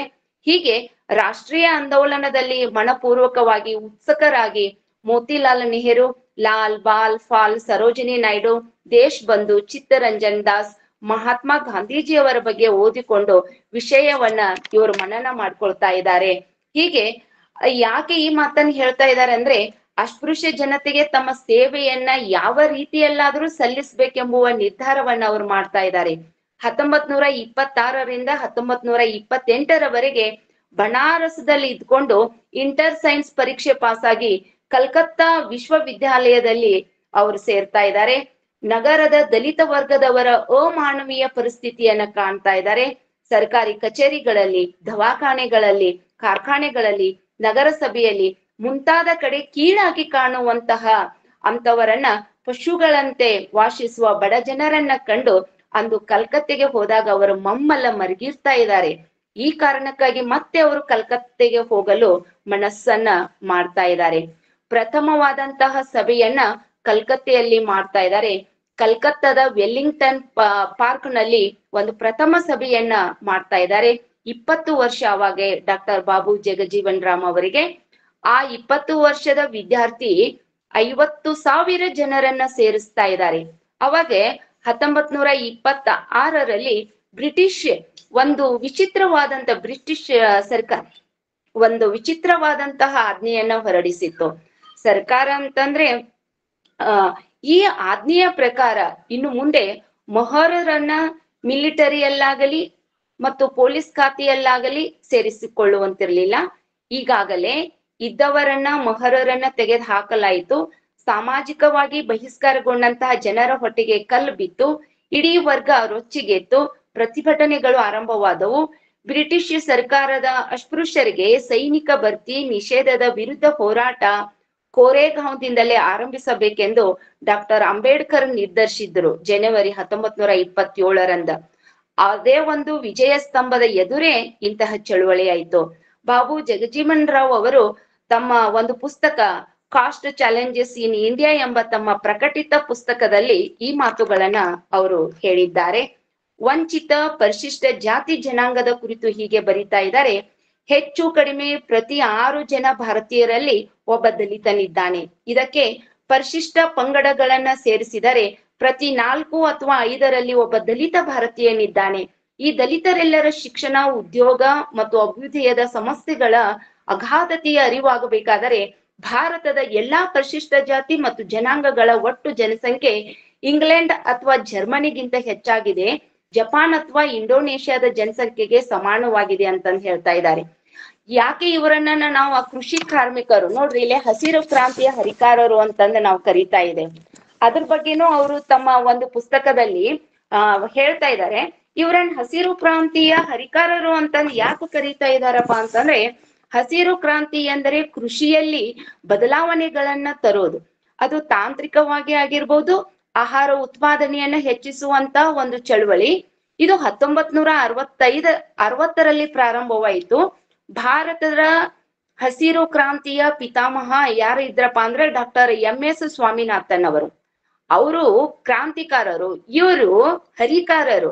ಇವರು ಡಾಕ್ಟರ್ ಬಾಬು ಜಗಜೀವನ್ ರಾವ್ ಅವರು ವಿವಿಧ ರೀತಿಯ ದವಸ ಧಾನ್ಯಗಳಲ್ಲಿ ಅಭಿವೃದ್ಧಿಯನ್ನ ತರ್ತಾ ಇದ್ದಾರೆ. ಹನಿ ನೀರಾವರಿ ಪದ್ಧತಿಯಲ್ಲಿ ಸಾರ್ವಜನಿಕ ಸೇವೆಗಳು, ಆಧುನಿಕ ತಂತ್ರಜ್ಞಾನ, ಉತ್ತಮ ಗುಣಮಟ್ಟದ ಧಾನ್ಯದ ಬೀಜಗಳು, ರಸಗೊಬ್ಬರಗಳು, ಕ್ರಿಮಿನಾಶಕಗಳು ರೈತರಿಗೆ ದೊರಕುವಂತೆ ಮಾಡ್ತಾ ಇದ್ದಾರೆ. ಇಲ್ಲಿ ಇದಕ್ಕಿಂತ ಮುಂಚೆ ಏನಾಗಿತ್ತಪ್ಪ ಅಂತಂದ್ರೆ, ಬ್ರಿಟಿಷರು ರೈತರಿಂದ ತೆರಿಗೆ ವಸೂಲಿ ಮಾಡ್ತಾ ಇದ್ರು. ಅದಕ್ಕೆ ಪ್ರತಿಯಾಗಿ ಯಾವ ಅನುಕೂಲಗಳನ್ನ ಒದಗಿಸ್ತಾ ಇದ್ದಿರ್ಲಿಲ್ಲ. ಕೆರೆ ಆಗಿರ್ಬೋದು, ಬಾವಿಗಳಾಗಿರ್ಬೋದು, ಸಂರಕ್ಷಣೆ ಮತ್ತು ನಿರ್ಮಾಣ ಕಾರ್ಯಗಳು ಬಹಳಷ್ಟು ಸ್ಥಗಿತಗೊಂಡಂತಹ ಕಾಲ ಅದು. ರೈತರ ಹಳೆಯ ತೆರಿಗೆ ಪದ್ಧತಿಯ ಪ್ರಕಾರ ಬೆಳೆದ ಬೆಳೆಯಲ್ಲಿ ಒಂದಿಷ್ಟು ಭಾಗವನ್ನ ಕೊಡ್ಬೇಕೆನ್ನುವ ನಿಯಮವಿತ್ತು. ಬರ ಬಿದ್ರೂ ಆಯ್ತು, ಬೆಳೆ ಬಾರ್ದಿದ್ರು ಆಯ್ತು, ಬಂದ್ರು ಆಯ್ತು, ಆ ವರ್ಷವು ತೆರಿಗೆ ಪಾವತಿಸ್ಲೇಬೇಕು ಅವರು, ಎಂತದೇ ಇರ್ಲಿ. ಬ್ರಿಟಿಷರು ತಂದ ಹೊಸ ನಮೂನೆಯ ಜಮೀನ್ದಾರಿ ಪದ್ಧತಿಯಿಂದ ರೈತರು ಹಣದ ರೂಪದಲ್ಲಿ ತೆರಿಗೆ ಪಾವತಿಸಬೇಕಾಯಿತು. ಬೆಳೆ ಬೆಳೆಯಲಿ, ಬೆಳೆಯಾಗದಿರಲಿ, ತೆರಿಗೆ ಕಡ್ಡಾಯವಾಯಿತು. ತೆರಿಗೆ ಪಾವತಿಸದ ರೈತನ ಜಮೀನನ್ನ ಬ್ರಿಟಿಷರಿಂದ ನೇಮಕಗೊಂಡಂತಹ ಜಮೀನ್ದಾರ ಮುಟ್ಟುಗೋಲು ಹಾಕಿಕೊಳ್ಳುತ್ತಿದ್ದ. ಹೀಗಾಗಿ ತಮ್ಮ ಜಮೀನುಗಳನ್ನ ಉಳಿಸಿಕೊಳ್ಳುವುದಕ್ಕಾಗಿ ರೈತರು ಸಾಲ ಮಾಡಬೇಕಾಯಿತು. ಇನ್ನೂ ಒಂದಷ್ಟು ಏನಪ್ಪಾ ಅಂತಂದ್ರೆ, ಎರೆ ಮಣ್ಣನ್ನ ತಿಂದು ಬದುಕುವಂತಹ ಸುದ್ದಿ ಹರಡಿತು. ಅಷ್ಟೊಂದು ಘೋರವಾದಂತಹ ನರಕ ಯಾತನೆಯನ್ನ ನಮ್ಮ ಭಾರತದ ರೈತರು ಅನುಭವಿಸಿದ್ರು. ಅದಕ್ಕೆ ಸ್ವಾತಂತ್ರ್ಯ ನಂತರದ ಇಂತಹ ಪರಿಸ್ಥಿತಿಯಲ್ಲಿ ಭಾರತದ ರೈತ, ಹಳೆಯ ಜಮೀನ್ದಾರರು ಮತ್ತು ಬಂಡವಾಳಶಾಹಿ ಜಮೀನ್ದಾರರು ಈ ಇಬ್ಬರಿಂದಲೂ ಶೋಷಣೆಗೆ ಒಳಗಾಗಬೇಕಾಯಿತು. ನಮ್ಮ ಹಸಿರು ಕ್ರಾಂತಿ ಶ್ರೀಮಂತ ರೈತರ ಉದಯಕ್ಕೆ ಸಹಾಯಕವಾಯಿತು. ಅಲ್ಲಿ ಕರ್ನಾಟಕದಲ್ಲಿ ಕಾಗೋಡು, ದಾಂಡೇಲಿ, ಹಳಿಯಾಳ, ನರಗುಂದ ಮತ್ತು ಶಿವಮೊಗ್ಗದಲ್ಲಿ ಈ ರೈತ ಚಳುವಳಿಗಳು ನಡೆದುಕೊಂಡು ಬರ್ತಾ ಇದ್ದಾವೆ. ಇವರು ಕೃಷಿ ಕಾರ್ಮಿಕರ ಬಗ್ಗೆ ಹೀಗ್ ಬರಿತಾ ಇದ್ದಾರೆ. ಅಣ್ಣ ಬಸವಣ್ಣನವರು ಕಾಯಕವೇ ಕೈಲಾಸ ಅಂತಂದು ನಂಬಿದ್ರು. ನಾವು ಯಾವ ಕೆಲಸವನ್ನ ಮಾಡಿದ್ರು ಕೂಡ ಅದ್ರಲ್ಲೇನೆ ನಾವು ಕೈಲಾಸವನ್ನ ಕಾಣ್ತೇವಿ ಅಂತ. ವಿಶೇಷವಾಗಿ ಕೃಷಿ ಕಾರ್ಮಿಕರು ಒಂದು ವರ್ಷದಲ್ಲಿ 110 ದಿನ ನಿರುದ್ಯೋಗಿಗಳಾಗಿರುತ್ತಾರೆ ಅಂತಂದ ಡಾಕ್ಟರ್ ಬಾಬು ಜಗಜೀವನ್ ರಾವ್ ಅವರು ಒಂದು ಪುಸ್ತಕದಲ್ಲಿ ಅವ್ರು ಬರಿತಾ ಇದ್ದಾರೆ. ಇವರು ಏನಪ್ಪಾ ಅಂತಂದ್ರೆ 1935ರ ಕೇಂದ್ರೀಯ ಶಾಸನದ ಅನ್ವಯ ತಮ್ಮದೇ ಆದಂತ ಒಂದು ಪ್ರತ್ಯೇಕವನ್ನ ಒಕ್ಕೂಟವನ್ನ 1936ರಲ್ಲಿ ನಡೆದಂತ ಚುನಾವಣೆಯಲ್ಲಿ ಇವರು ರಚಿಸಿಕೊಂಡು ಚುನಾವಣೆ ಎದುರಿಸಿ 15 ಮೀಸಲು ಕ್ಷೇತ್ರಗಳಲ್ಲಿ 14 ಸ್ಥಾನಗಳಲ್ಲಿ ಇವರು ಜಯಗಳಿಸಿ ಸ್ಥಾನಗಳನ್ನ ಗಿಟ್ಟಿಸ್ಕೊಳ್ತಾ ಇದ್ದಾರೆ. ನಾ ಇದನ್ನ ಕೃಷಿ ಕಾರ್ಮಿಕರ ಬಗ್ಗೆ ಮುಂದೆ ಬರ್ತೀನಿ. ಇದಕ್ಕಿಂತ ಹಿಂದ ಅಂದ್ರೆ ಇದು 1956-57ರ ಕೃಷಿ ಕಾರ್ಮಿಕ ತನಿಖೆಯ ಪ್ರಕಾರ ಇದಕ್ಕಿಂತ ಹಿಂದ್ಗಡೆ ಇವ್ರಿಗೆ ಒಂದು ಸ್ಥಾನಗಳು ಬರ್ತಾ ಇದಾವೆ. ಅಲ್ಲಿ ಪುಣಾ ಅಧಿವೇಶನದಲ್ಲಿ ಮಹಾತ್ಮ ಗಾಂಧೀಜಿಯವರು ಮಂಡಿಸಿದಂತಹ ಠರಾವುಗಳನ್ನ ವೈಸ್ರಾಯ್ ಅವರು ಮಾನ್ಯ ಮಾಡಲಿಲ್ಲ. ನೇರವಾಗಿ ಜಗಜೀವನ್ ರಾವ್ ಅವರು ಬಾಂಬೆಯಿಂದ ಪಾಟ್ನಾಗೆ ಬಂದು ನಗರ ಮತ್ತು ಗ್ರಾಮಾಂತರ ಜನರನ್ನ ಒಂದ್ಗೂಡಿಸ್ತಾ ಇದ್ದಾರೆ, ಚಳುವಳಿ ಆರಂಭಿಸ್ತಾ ಇದ್ದಾರೆ. ಬ್ರಿಟಿಷ್ ಸರ್ಕಾರವು ರೊಚ್ಚಿಗೇಳ್ತಾ ಇದೆ. ಶಹಬಾದ್ ಜಿಲ್ಲೆಯ ಪೆರುವಿನಲ್ಲಿ ದಿನಾಂಕ 10-12-1940ರಂದು ಬಂಧಿಸ್ತಾ ಇದ್ದಾರೆ, ವಿಚಾರಣೆಗೆ ಒಳಪಡಿಸ್ತಾ ಇದ್ದಾರೆ. 14 ತಿಂಗಳ ಕಾಲ ಸೆರೆಮನೆ ವಾಸ ಶಿಕ್ಷೆಯನ್ನ ಇವರು ಅನುಭವಿಸ್ತಾ ಇದ್ದಾರೆ ಡಾಕ್ಟರ್ ಬಾಬು ಜಗಜೀವನ್ ರಾವ್ ಅವರು. ಸರ್ಕಾರವು ಕೇಳಿದಂತಹ ತಪ್ಪೊಪ್ಪಿಗೆ ಪತ್ರ ಬರೆದುಕೊಡಲು ನಿರಾಕರಿಸಿದ್ದಕ್ಕಾಗಿ ಮತ್ತೆ ಇವರು ಜೈಲಿನಿಂದ ಬಿಡುಗಡೆ ಮಾಡ್ತಾ ಇದ್ದಾರೆ. ಅನಂತರ ಗಾಂಧೀಜಿಯವರು ತಂಗಿದ್ದಂತಹ ಆಶ್ರಮದಲ್ಲಿ 10 ದಿನ ಇದ್ದು 1940 ಅಕ್ಟೋಬರ್ 10ರಂದ ಶಹಬಾದ್ ಜಿಲ್ಲೆಯಲ್ಲಿ ಸ್ವಾತಂತ್ರ್ಯಕ್ಕಾಗಿ ಸತ್ಯಾಗ್ರಹವನ್ನ ಆರಂಭಿಸಿ ಬ್ರಿಟಿಷರ ವಿರುದ್ಧ ಭಾಷಣ ಮಾಡಿದ್ದಕ್ಕಾಗಿ ದೇಶದ ತುಂಬಾ ಗಾಂಧೀಜಿಯವರ ಪ್ರಭಾವ ಇದ್ದ ಆ ಕಾಲದಲ್ಲಿ ಬಾಬು ಜಗಜೀವನ್ ರಾವ್ ಅವರು ಸಹ ಮಹಾತ್ಮ ಗಾಂಧೀಜಿಯವರ ಪ್ರಭಾವಕ್ಕೆ ಒಳಗಾಗಿ 1942ರಲ್ಲಿ ಪುನಃ 2ನೇ ಬಾರಿಗೆ ಜೈಲಿಗೆ ಹೋಗಿ ಬರ್ತಾ ಇದ್ದಾರೆ. 1942ರಲ್ಲಿ ಭಾರತ ಬಿಟ್ಟು ತೊಲಗಿ ಕ್ವಿಟ್ ಇಂಡಿಯಾ ಚಳವಳಿ ನಮ್ಗೆಲ್ಲರಿಗೂ ಗೊತ್ತೇ ಇದೆ. ಆ ಘೋಷವಾಕ್ಯದಿಂದ ಭಾರತದ ಸ್ವಾತಂತ್ರ್ಯ ಹೋರಾಟದಲ್ಲಿ ಪ್ರಗತಿಯನ್ನ ಕಂಡಿತು. ವೈಸ್ರಾಯ್ ಅಧಿವೇಶನಕ್ಕೆ ಶೋಷಿತ ವರ್ಗಗಳನ್ನ ಪೂರ್ಣ ಪ್ರಮಾಣದಲ್ಲಿ ಆಹ್ವಾನಿಸದಿರುವುದನ್ನ ಖಂಡಿಸಿ ವೈಸ್ರಾಯಗಳಿಗೆ ಓಲೆ ಬರೀತಾ ಇದ್ದಾರೆ. 28/9/1945ರಂದ ಜಗಜೀವನ್ ರಾಮ್ ಅಖಿಲ ಭಾರತ ಹಿಂದುಳಿದ ವರ್ಗಗಳ ಒಕ್ಕೂಟ ವತಿಯಿಂದ ಕ್ಯಾಬಿನೆಟ್ ಆಯೋಗಕ್ಕೆ ಮನವಿಯನ್ನ ಸಲ್ಲಿಸ್ತಾ ಇದ್ದಾರೆ.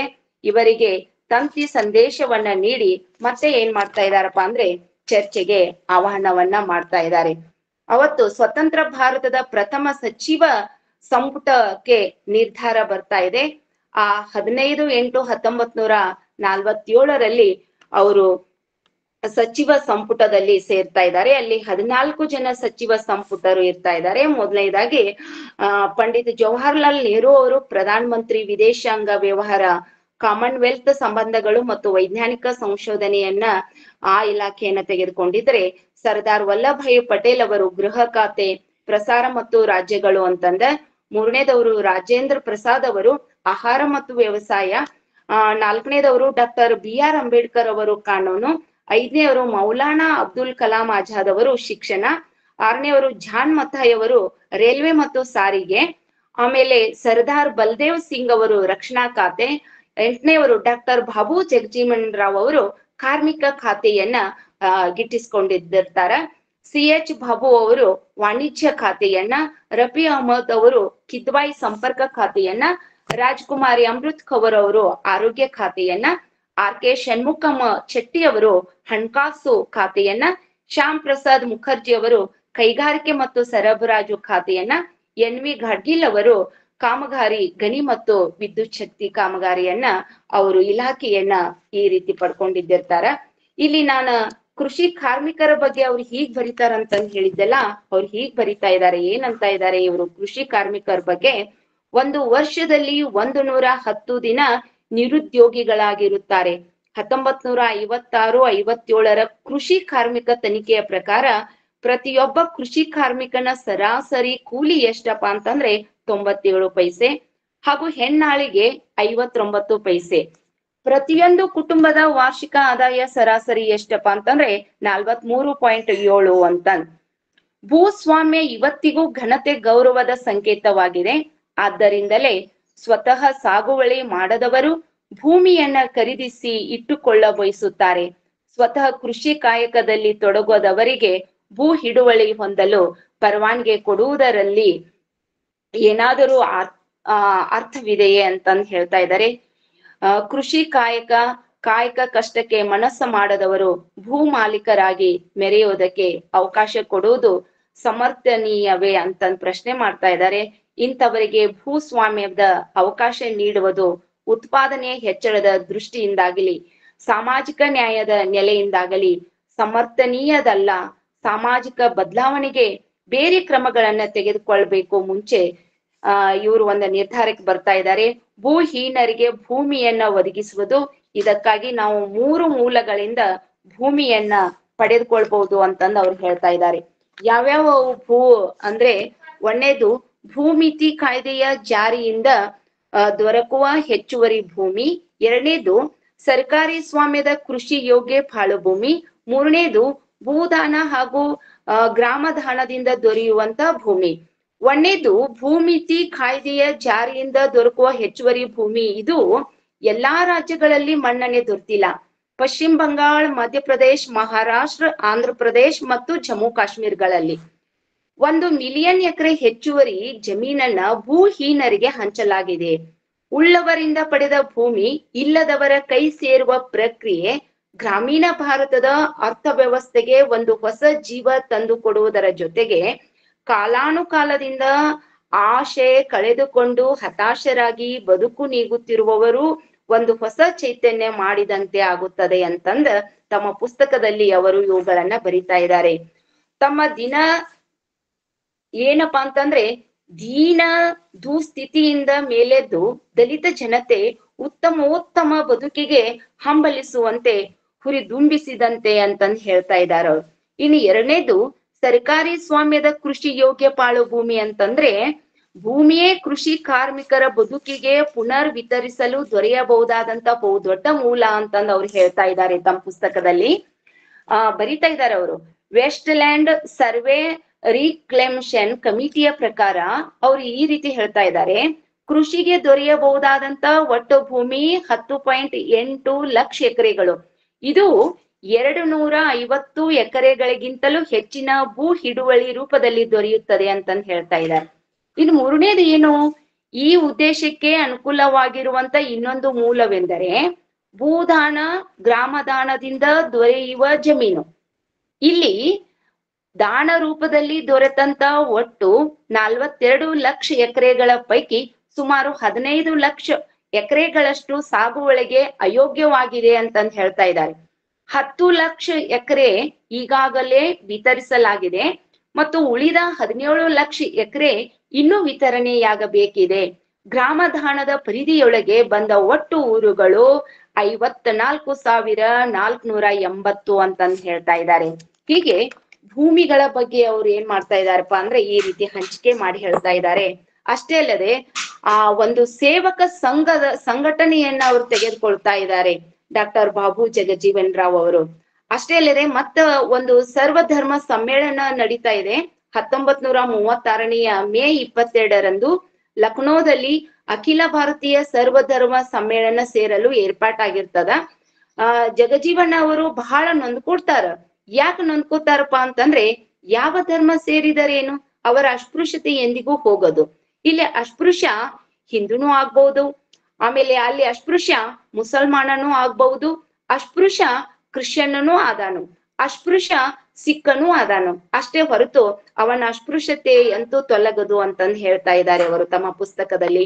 ಆದ್ದರಿಂದ ಮತ ಪರಿವರ್ತನೆಯಿಂದ ಆಗುವ ಲಾಭವಾದರೂ ಏನು ಎಂಬುದು ಬಾಬು ಜಗಜೀವನ್ ರಾಮ್ ಅವರ ನೊಂದವಾದಂತಹ ನುಡಿಗಳು ಇವಾಗಿವೆ. ಈ ಜಾತಿ ಸೂಚಕ ಹೆಸರುಗಳು ರಾಷ್ಟ್ರೀಯ ಭಾವೈಕ್ಯಕ್ಕೆ ಧಕ್ಕೆ ತರ್ತಾ ಇದಾವೆ, ಸಾಕಷ್ಟು ಹಾನಿಯನ್ನು ಉಂಟು ಮಾಡ್ತಾ ಇದೆ. ನಾವೇ ನೋಡ್ರಿ, ನಮ್ಮ ಈ ವೇದಿಕೆಯಲ್ಲಿ ನಾವ್ ಏನಂತೂ ಮಾತಾಡ್ತಾ ಇದ್ದೇವೆ, ನೀವೇ ವಿಚಾರ ಮಾಡ್ರಿ.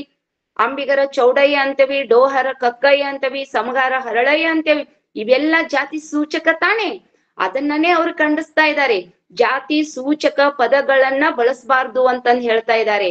ಅದಕ್ಕನೇ ಅಣ್ಣ ಬಸವಣ್ಣನವರು ಸೆಟ್ಟಿ ಎಂಬನೆ ಸಿರಿಯಾಳವ, ಮಡಿವಾಳನೆಂಬನೆ ಮಾಚಯ್ಯನ, ಡೋಹಾರನೆಂಬನೆ ಕಕ್ಕಯ್ಯನ, ಮಾದಾರನೆಂಬನೆ ಚೆನ್ನಯ್ಯನ, ನಾನು ಹಾರುವನೆಂದರೆ ಕೂಡಲ ಸಂಗಯ್ಯ ನಗುವನಯ್ಯ ಎನ್ನುವರು ಬಸವಣ್ಣನವರು. ಈ ರೀತಿ ಈ ಜಾತಿ ಸೂಚಕ ಹೆಸರುಗಳು ರಾಷ್ಟ್ರೀಯ ಭಾವೈಕ್ಯಕ್ಕೆ ಧಕ್ಕೆ ತರ್ತಂತವುಗಳು. ಇಂತಹ ಸಾಮಾಜಿಕ ಅನ್ಯಾಯ ಮತ್ತು ಅಸಮಾನತೆಗೆ ಮೂಲ ಕಾರಣಗಳಲ್ಲಿ ಈ ಜಾತಿ ಸೂಚಕ ಪದಗಳೇ ಅಂತಂದು ಅವರು ತಮ್ಮ ಕಾಸ್ಟ್ ಚಾಲೆಂಜಸ್ ಇನ್ ಇಂಡಿಯಾ ಎಂಬ ಪುಸ್ತಕದಲ್ಲಿ ಅವರು ಬರಿತಾ ಇದ್ದಾರೆ. ಭಾರತದ ಎಲ್ಲಾ ರಾಜಕೀಯ ಪಕ್ಷಗಳು ತಮ್ಮ ಸ್ವಂತ ಲಾಭಕ್ಕಾಗಿ ಹರಿಜನರನ್ನ ತಮ್ಮೆಡೆಗೆ ಆಕರ್ಷಿಸಲು ಪ್ರಯತ್ನಿಸುತ್ತಿರುವುದು. ಆದರೆ ಈ ಎಲ್ಲಾ ರಾಜಕಾರಣಿಗಳು ತಮ್ಮ ಖಾಸಗಿ ಬದುಕಿನಲ್ಲಿ ಅಂತರ್ಜಾತಿ ವಿವಾಹಗಳನ್ನ ಪುರಸ್ಕರಿಸಿದ್ದಾರೆಯೇ? ಪರಿಶಿಷ್ಟ ಜಾತಿಗಳೊಂದಿಗೆ ರಕ್ತ ಸಂಬಂಧ ಬೆಳೆಸಲು ಪ್ರಯತ್ನಿಸಿದ್ದಾರೆಯೇ ಎಂಬುದನ್ನು ಕೂಡ ಅವರು ತಮ್ಮ ಕಾಸ್ಟ್ ಚಾಲೆಂಜಸ್ ಇಂಡಿಯಾ ಎಂಬ ಪುಸ್ತಕದಲ್ಲಿ ಅವರು ಬರಿತಾ ಇದ್ದಾರೆ. ಇವೆಲ್ಲವೂ ನೋಡಿದಾಗ ಜಗಜೀವನ್ ರಾವ್ ಅವರು 1940 ಡಿಸೆಂಬರ್ 10 ಬಿಹಾರ್ ಪ್ರಾಂತ್ಯದ ಶಹಬಾದ್ ಜಿಲ್ಲೆಯ ಪೀರು ಎಂಬಲ್ಲಿ ಬ್ರಿಟಿಷರಿಗೆ ಭಾರತೀಯರು ಯಾವುದೇ ರೀತಿಯ ಸಹಾಯ ಮಾಡಬಾರದು ಅಂತಂದ್ ಭಾಷಣ ಮಾಡ್ತಾ ಇದ್ದಾರೆ. ನೋಡ್ರಿ, ಮಹಾತ್ಮ ಗಾಂಧೀಜಿಯವರು ಕೂಡ ಬ್ರಿಟಿಷ್ ಸರ್ಕಾರಕ್ಕೆ ತೆರಿಗೆಯನ್ನ ಕೊಡಬಾರದು ಅಂತ ಹೇಳಿ ನಮ್ಮ ಭಾರತೀಯರಿಗೆ ಸಂದೇಶವನ್ನ ನೀಡಿದ್ರು. ಇವರು ಕೂಡ ಅಲ್ಲಿ ಇವ್ರು ಏನಪ್ಪಾ ಅಂದ್ರೆ ಬ್ರಿಟಿಷರಿಗೆ ಯಾವುದೇ ರೀತಿಯಾದಂತಹ ಸಹಾಯ ಮಾಡಬಾರ್ದು ಅಂತ 1942 ಆಗಸ್ಟ್ 19 ದಸ್ತಗೀರ್ ಮಾಡಿ ಬಂಕಿಂಪುರ್ ಜೈಲಿನಲ್ಲಿ ಇವ್ರನ್ನ ಇರಿಸ್ತಾ ಇದ್ದಾರೆ ಅಲ್ಲಿ ಹೋಗಿ. ಆಮೇಲೆ 1943 ಜುಲೈ ವೇಳೆಗೆ ಇವ್ರು ಬಹಳಷ್ಟು ಆರೋಗ್ಯ ಕೆಟ್ಬಿಡ್ತಾ ಇದೆ. ಆಮೇಲೆ ಅವ್ರು ಏನ್ ಮಾಡ್ತಾ ಇದ್ದಾರೆ, ಅಕ್ಟೋಬರ್ 1943 ಮತ್ತೆ ಜೈಲಿನಿಂದ ಬಿಡುಗಡೆ ಹೊಂದಿ ಮತ್ ಬರ್ತಾ ಇದ್ದಾರೆ. ಅಲ್ಲಿನೇ ಅವರು ಹೋರಾಟದ ಹೊಸ ದಿಕ್ಕಿನತ್ತ ಹೆಜ್ಜೆ ಇಡ್ತಾ ಇದ್ದಾರೆ.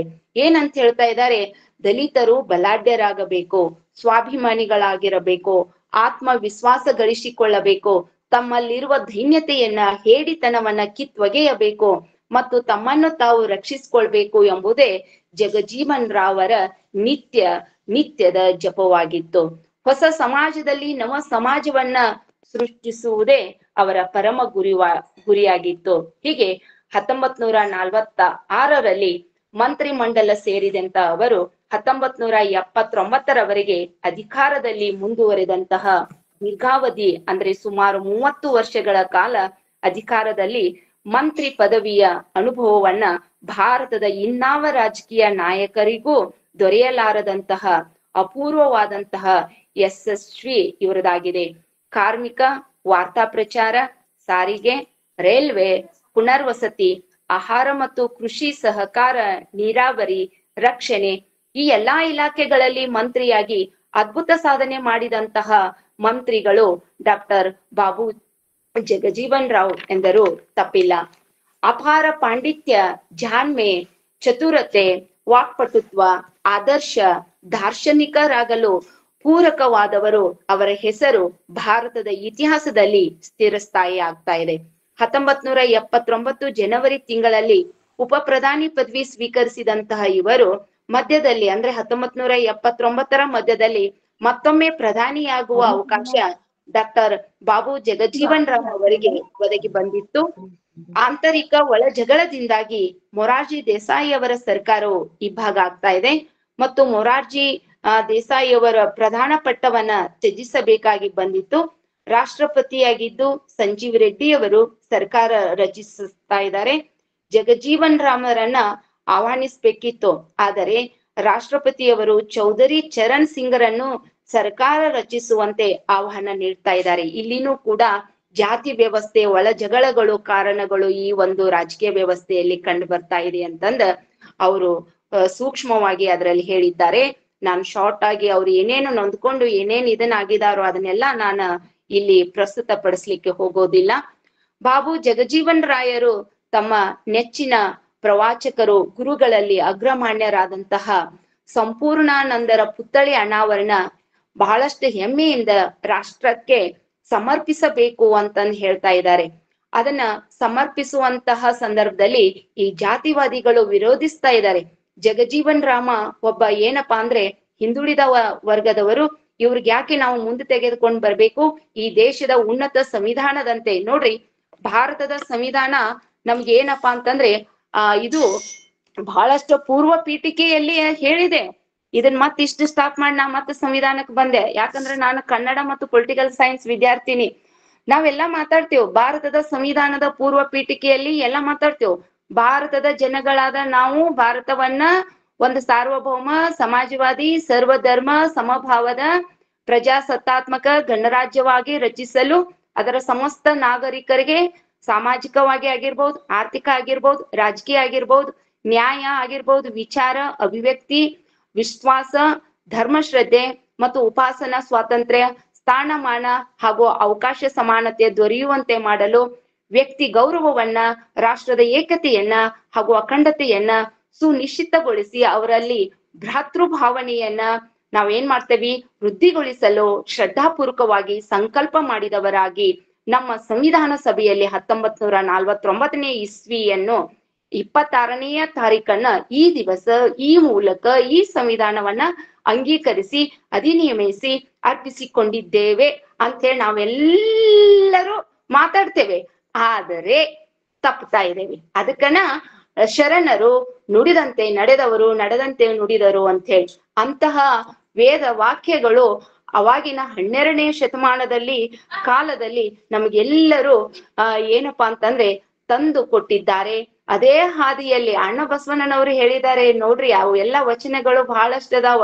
ಒಂದ್ ಸತ್ಯಕ್ಕ ಏನಪ್ಪಾ ಅಂತಂದ್ರೆ ಬೀದಿಯಲ್ಲಿ ಕಸ ಮುಸುರೆ ತೆಗೆಯುವಂತ ಸತ್ಯಕ್ಕೂ ಕೂಡ ಏನಪ್ಪಾ ಅಂತಂದ್ರೆ ಹಾದಿ ಬೀದಿಯಲ್ಲಿ ಏನಾದ್ರೂ ದುಡ್ಡು ಬಟ್ಟೆ ಏನಾದ್ರು ಬಿದ್ದಿದ್ರೆ ಮುಟ್ಟಿದ್ರೆ ನಿಮ್ಮ ಆಣೆ ನಿಮ್ಮ ಪ್ರಮಥ ರಾಣೆ ಅಂತಂದು ಹೇಳುವಂತ ಒಂದು ಕಾಲದಲ್ಲಿ ನಾನ್ ಮತ್ತೆ ಇಲ್ಲಿಗೆ ಬರ್ತಾ ಇದ್ದೇನೆ.